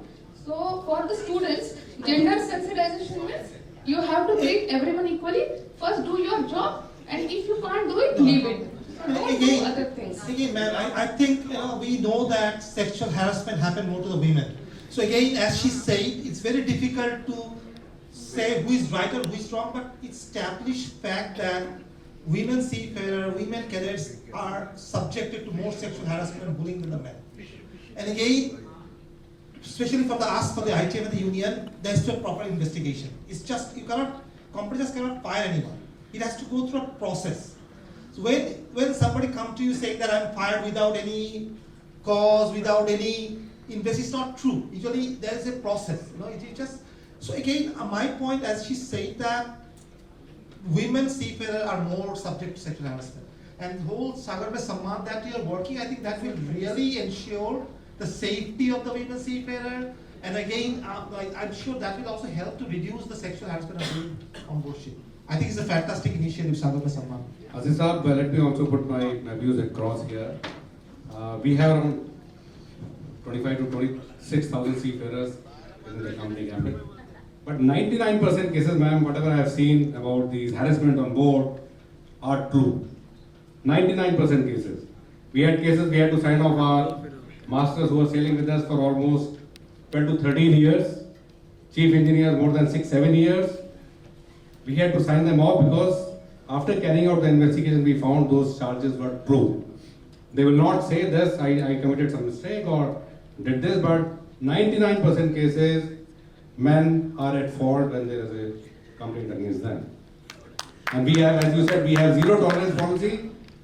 One master was arguing with me. I've been with the company for so many years, and I said, very well, yeah, but you can't. Being with the company for 15 years doesn't give you right to misbehave with your colleague on board. So zero tolerance policy should be there for all the companies, and 99% cases, male counterparts are at fault. 1% case I can't say, but yes. There is an appeal mechanism, as I said, there is an appeal mechanism. Just one last thing to ponder, because this is a very... I think we have one more very who wants to interactive, talk about yeah, it. very I just give it to interactive. Dipti Mankar. One more question for you. Okay, very interactive one, very interactive audience. So as we are talking about zero tolerance, we have to think about zero tolerance of the alcohol also. You know, this is a big issue. Of late, I am having 4 issues which I am facing.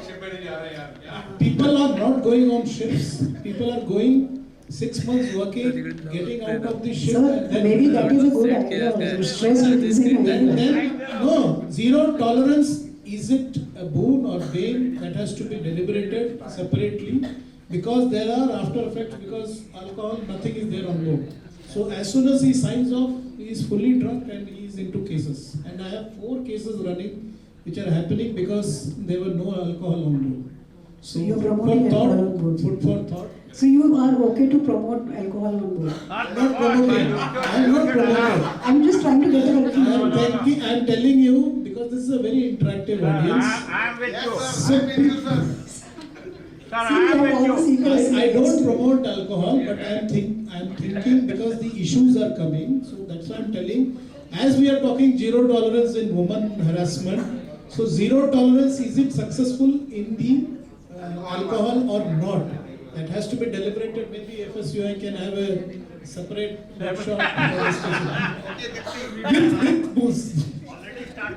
Okay, like I said, it's an interactive audience. I'll make it very short because this is something I always ask and never got an answer to, so I'm trying to ask you the same question.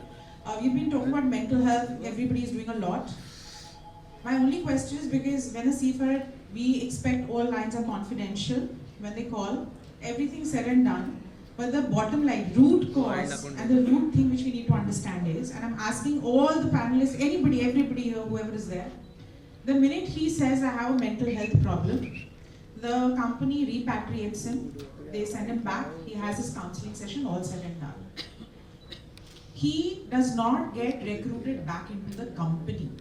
Now my question is, like you said, when you have some health issues, medical tests are done before every seafarer joins a company.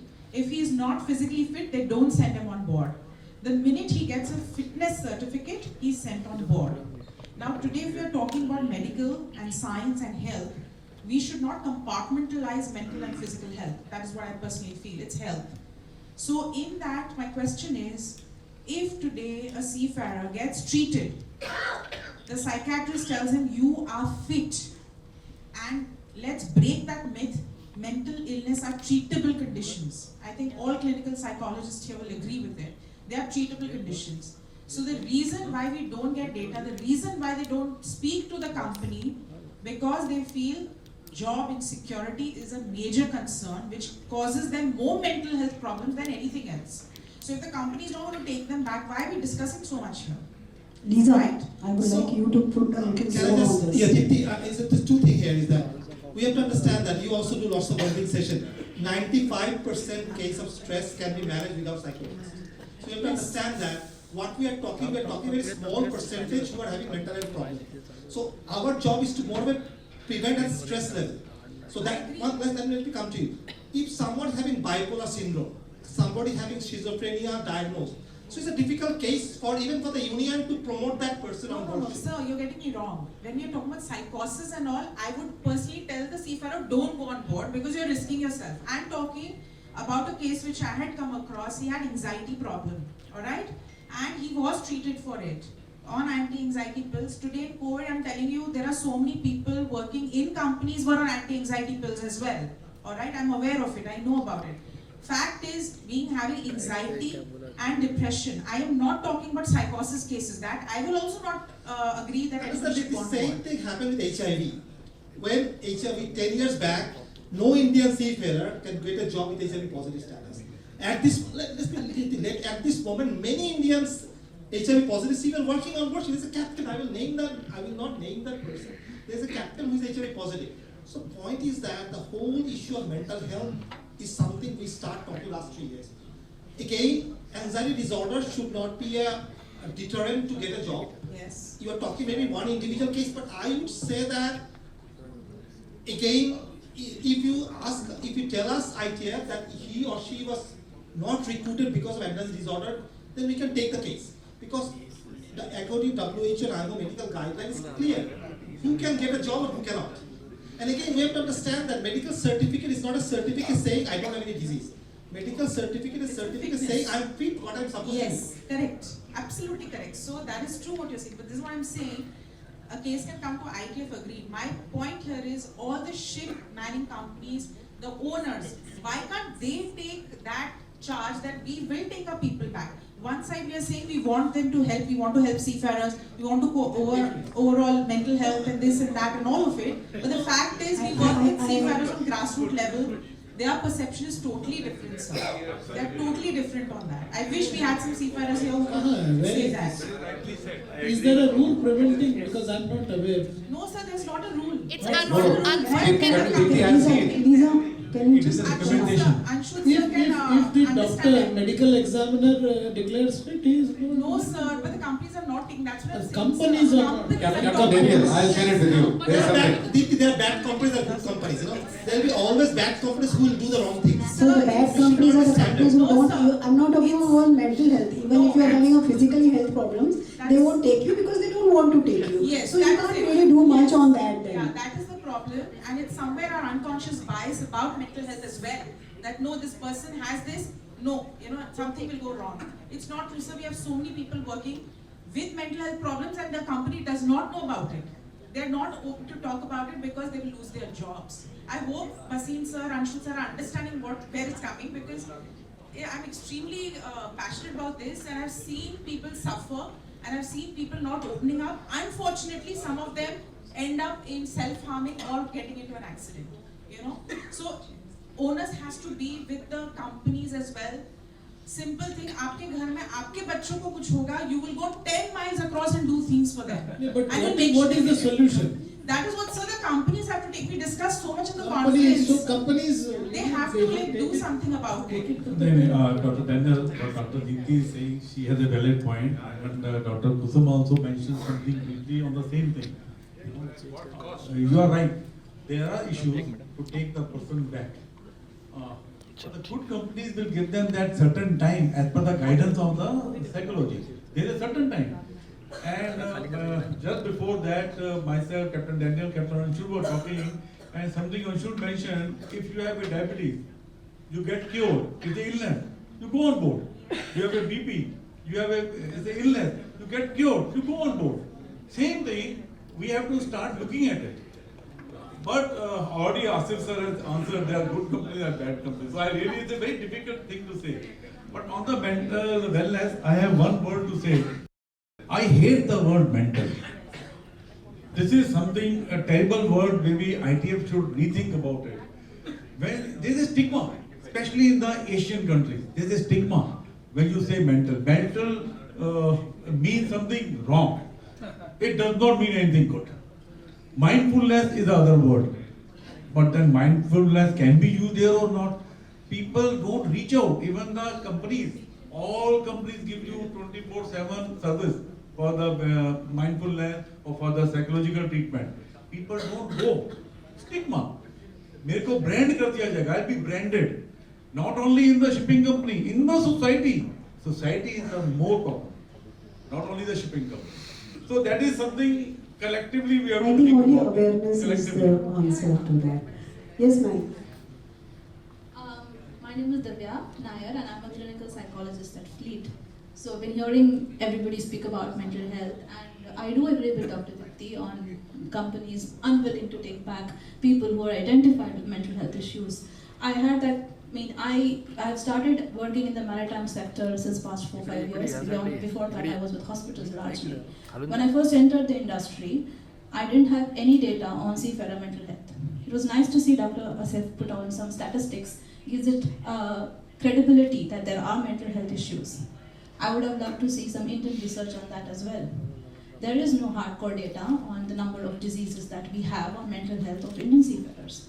If I have that data, then it's easier for me to tackle root cause issues and handle those concerns and also educate companies that this is the reality. Because right now we're speaking in the dark.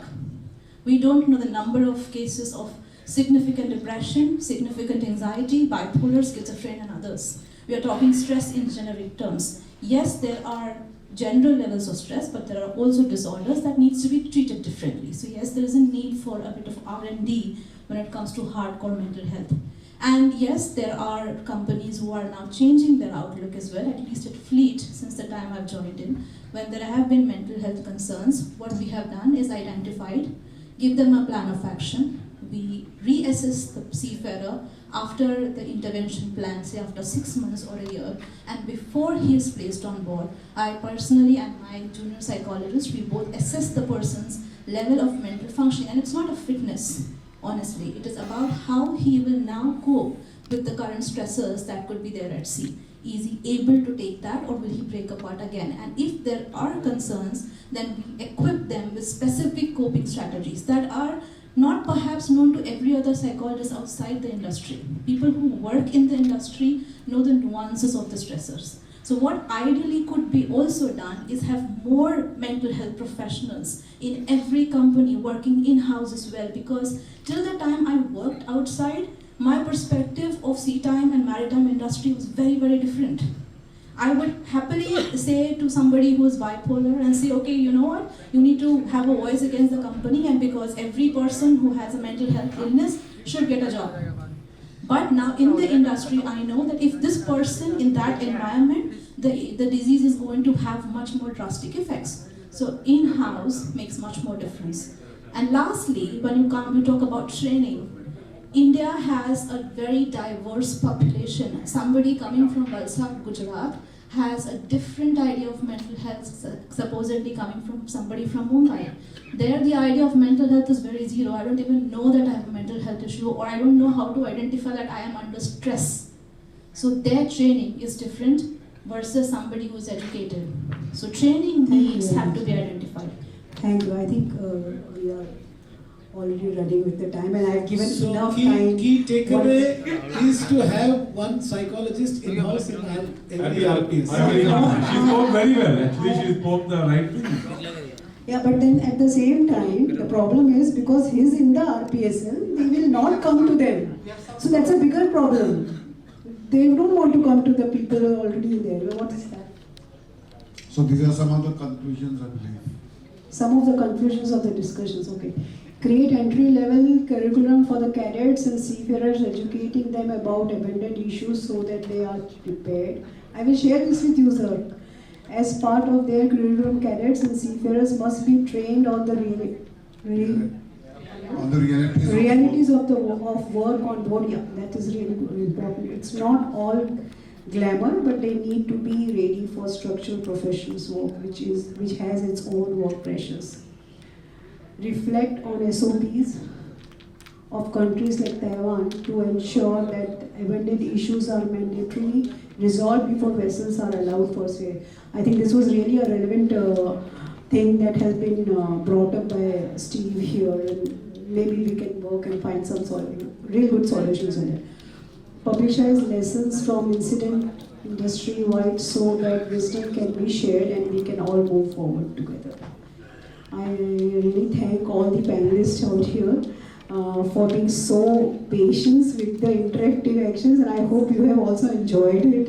Maybe we can definitely have 4 points to take forward, and with the ITF coming up with so many things, and DG coming up with so many things, we are definitely looking for more and more betterment into this. Okay, Aishwarya, Lisa wants to say something. 1 minute. Yes, Pinky promise. 1 minute. First of all, thank you psychologists what they suggested and their experiences. yes, there are hurdles. We face those hurdles first to, even ask them or to give them that space where they can come out and talk and be vulnerable. Because there is always a fear that they belong to the other side of the table. And what if our information gets out and we face some consequences? So I personally think that we have to not only train them, but also train people who are not from mental health field. It's very important because we have a lot of stereotypes, misconceptions connected to this field, to this subject, mental health. Because many people think that mental health ka issue hai, so they are not fit or they won't be able to function. There are many people. And there are many beliefs or concepts like, अगर mental health issue है, तो ये तो बहुत weak है. Weak is the term we usually use. So it's very important that we sensitize and spread awareness among ourselves who can reach out more larger population, and also acceptance is very important. What I have seen so far, we talk a lot about mental health, but we do not accept. Just like Dr. Asif said, that he very openly accepts. I have attended a lot of training sessions, I have been working with him, and he in every session he will speak up. And I think that is one of the very important and very beautiful step to let the other audience, let the other people, the population, give that motivation to talk about their stress. Because whenever there have been sessions where we ask, are you stressed? They are like, no, we don't have any stress. And by the end of the day, they'll be Basically, like, a sign of stress is what they need to understand. What are the Yes. sign of stress or distress is just what. Thank you, Lisa. Just wanted just to. once again, I think our app is really going to help and reach to many seafarers. And since it's an AI, and we have also a lot of policies of confidentiality, so we are very hopeful that it will help seafarers to be vulnerable, to be there and reach out to us. So Thank you. Thank you. One last thing for Dr. Bhavani. Okay. I've been telling that last thing for quite some time now. Yeah, I would just like to add some of my comments with everybody's kind permission. First of all, I think the question which was raised by Dr. Deepti, that these things are happening where people with a certain level of mental illness, if that's the right term to use, are not being inducted back into the company. I would like to highlight that this sort of a thing is now changing. Probably it was like this earlier on, but now it is definitely changing because now we are talking that much more about the aspect of mental health. Whenever we are introducing a new thing, it always takes some time before it can be understood, before it can be applied in the way it is supposed to be applied. That is one, and I'm sure in the times to come, it will definitely become better and better. One question which was just raised by Dr. Daniel, what is the solution to this? Probably some kind of a specific training program can be run for all the various companies here, so that their understanding and appreciation about the mental health can reach that minimum threshold level. I wouldn't say that it will be the same, but at least it can reach at the minimum threshold level. Secondly, I think one aspect was raised by you, ma'am, about what the various males are saying that they are, suffering. They may tend to suffer. I think that all depends upon the company's system. How is the company going to look at it? How fair the company is? And of course, there would be means and mechanisms within the company to be able to raise this issue. And of course, if they are not able to really feel that they have been given the required justice, then as it was mentioned by also Dr. Daniel, it can also be elevated to that particular committee. But by and large, I see that the aspect of women seafarers, this happens only in the beginning. Once the whole thing is just going to settle down, then I think more or less things are all going to fall into place. Thank you, Sanjay. Any kind of a Thank change you very which much. happens. Thank you. Thank you. One another aspect which was also raised by Dr. Daniel, which was about the drug and alcohol. That's something which is extremely important. We need to be focused on that very well because we need to increase the number of jobs for the Indian seafarers. We must not forget, Indian seafarers are in direct competition with the other nationalities. And this kind of a thing Probably we find in some nationalities, but there are many nationalities where this is not really a problem. So we need to ensure that the Indians are always going to be looked at in the right way for all the various international owners. He also mentioned that we should probably have a discussion about whether it should be zero alcohol or alcohol should be allowed. I would just like to share what we are doing within our company. We believe that having zero alcohol is going to raise the number of violations. So we do allow alcohol, but that is only within a certain limit. Let me clap. Yeah. Because I am the first person who raised this point in front of ITF and IMEC. And that was a couple of years back. I have been discussing. Thank you everyone. So the number of violations are definitely going to increase. And finally, what we also need to do is we need to recognize DNA violation is an aspect of safety. It's not only about the operational part, it's not only about putting the vessel at risk. It's a matter of safety. People have lost their lives after being, going beyond the intoxication. Thank you. Ma'am, 30 minutes, promise? 30 seconds, not minutes. Yeah, less than 30 seconds. Yeah. To the panel out here, we were talking Can I request all the about. chairs to be removed out in the meantime? Yeah, Please continue. Yeah, we were talking about the use of social media.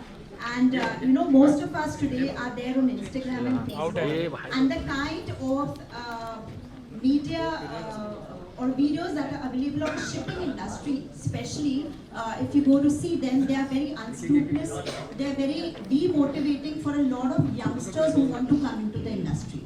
And most of these videos are actually made by people who have never sailed. Okay, so maybe budding YouTubers or influencers. So my question is, what is our collective responsibility to see that shipping industry is shown in a positive light, because that is how we want to attract talent. And secondly, because mobile phones are so easily available and recording is very easy for all of us nowadays. We have seen that lot of people going on ship, they record a lot of things and they post it out on social media. So is there any prevalent policy for seafarers on social media usage? Thank you, ma'am. Thank you. I think I'll put that question to the right relevant people and come back. Definitely. Rest we can take it while we are having cocktail and dinner. Yes, we can. We can go on. I think this conversation will go on for days. Captain Daniel. Okay, can I request Mr. Manoj Yadav ji to please come on stage to hand over the mementos. आइए, madam please, sir please Aishwarya madam को पहले दीजिए.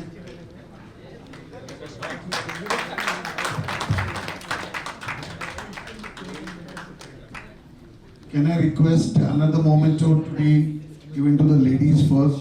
Sonali, please. आइए sir, Narendra sir आइए. Sonali madam को दीजिए.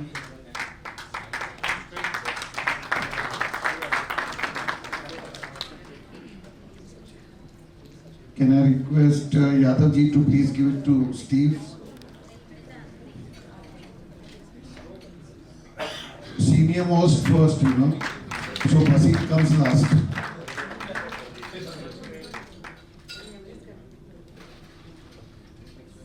Rao sir, आइए ना sir. Can you hand over to Dr. Asif?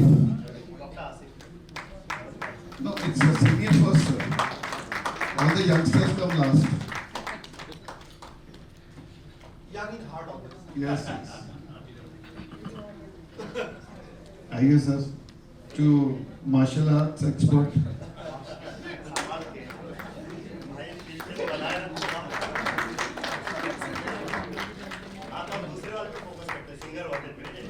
Rao sir, आइए. To the youngest in the group, Basil sir.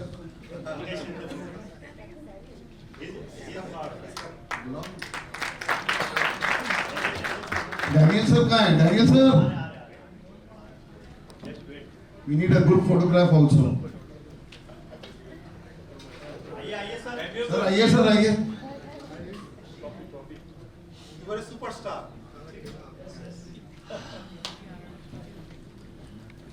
So actually he is the youngest in the group.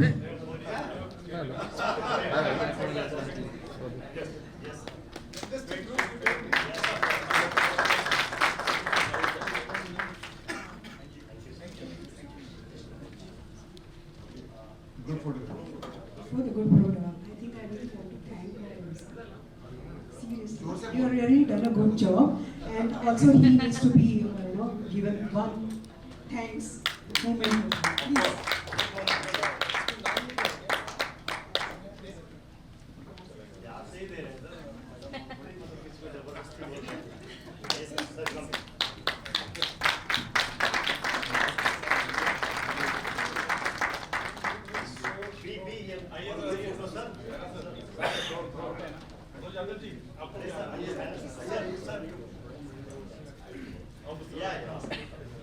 आ जाएगा ना group photo एक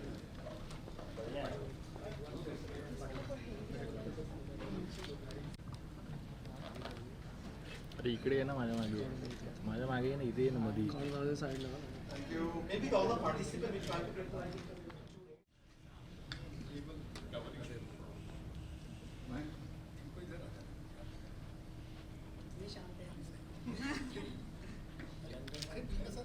Thank you. No, wait. Sir. But today, it's okay.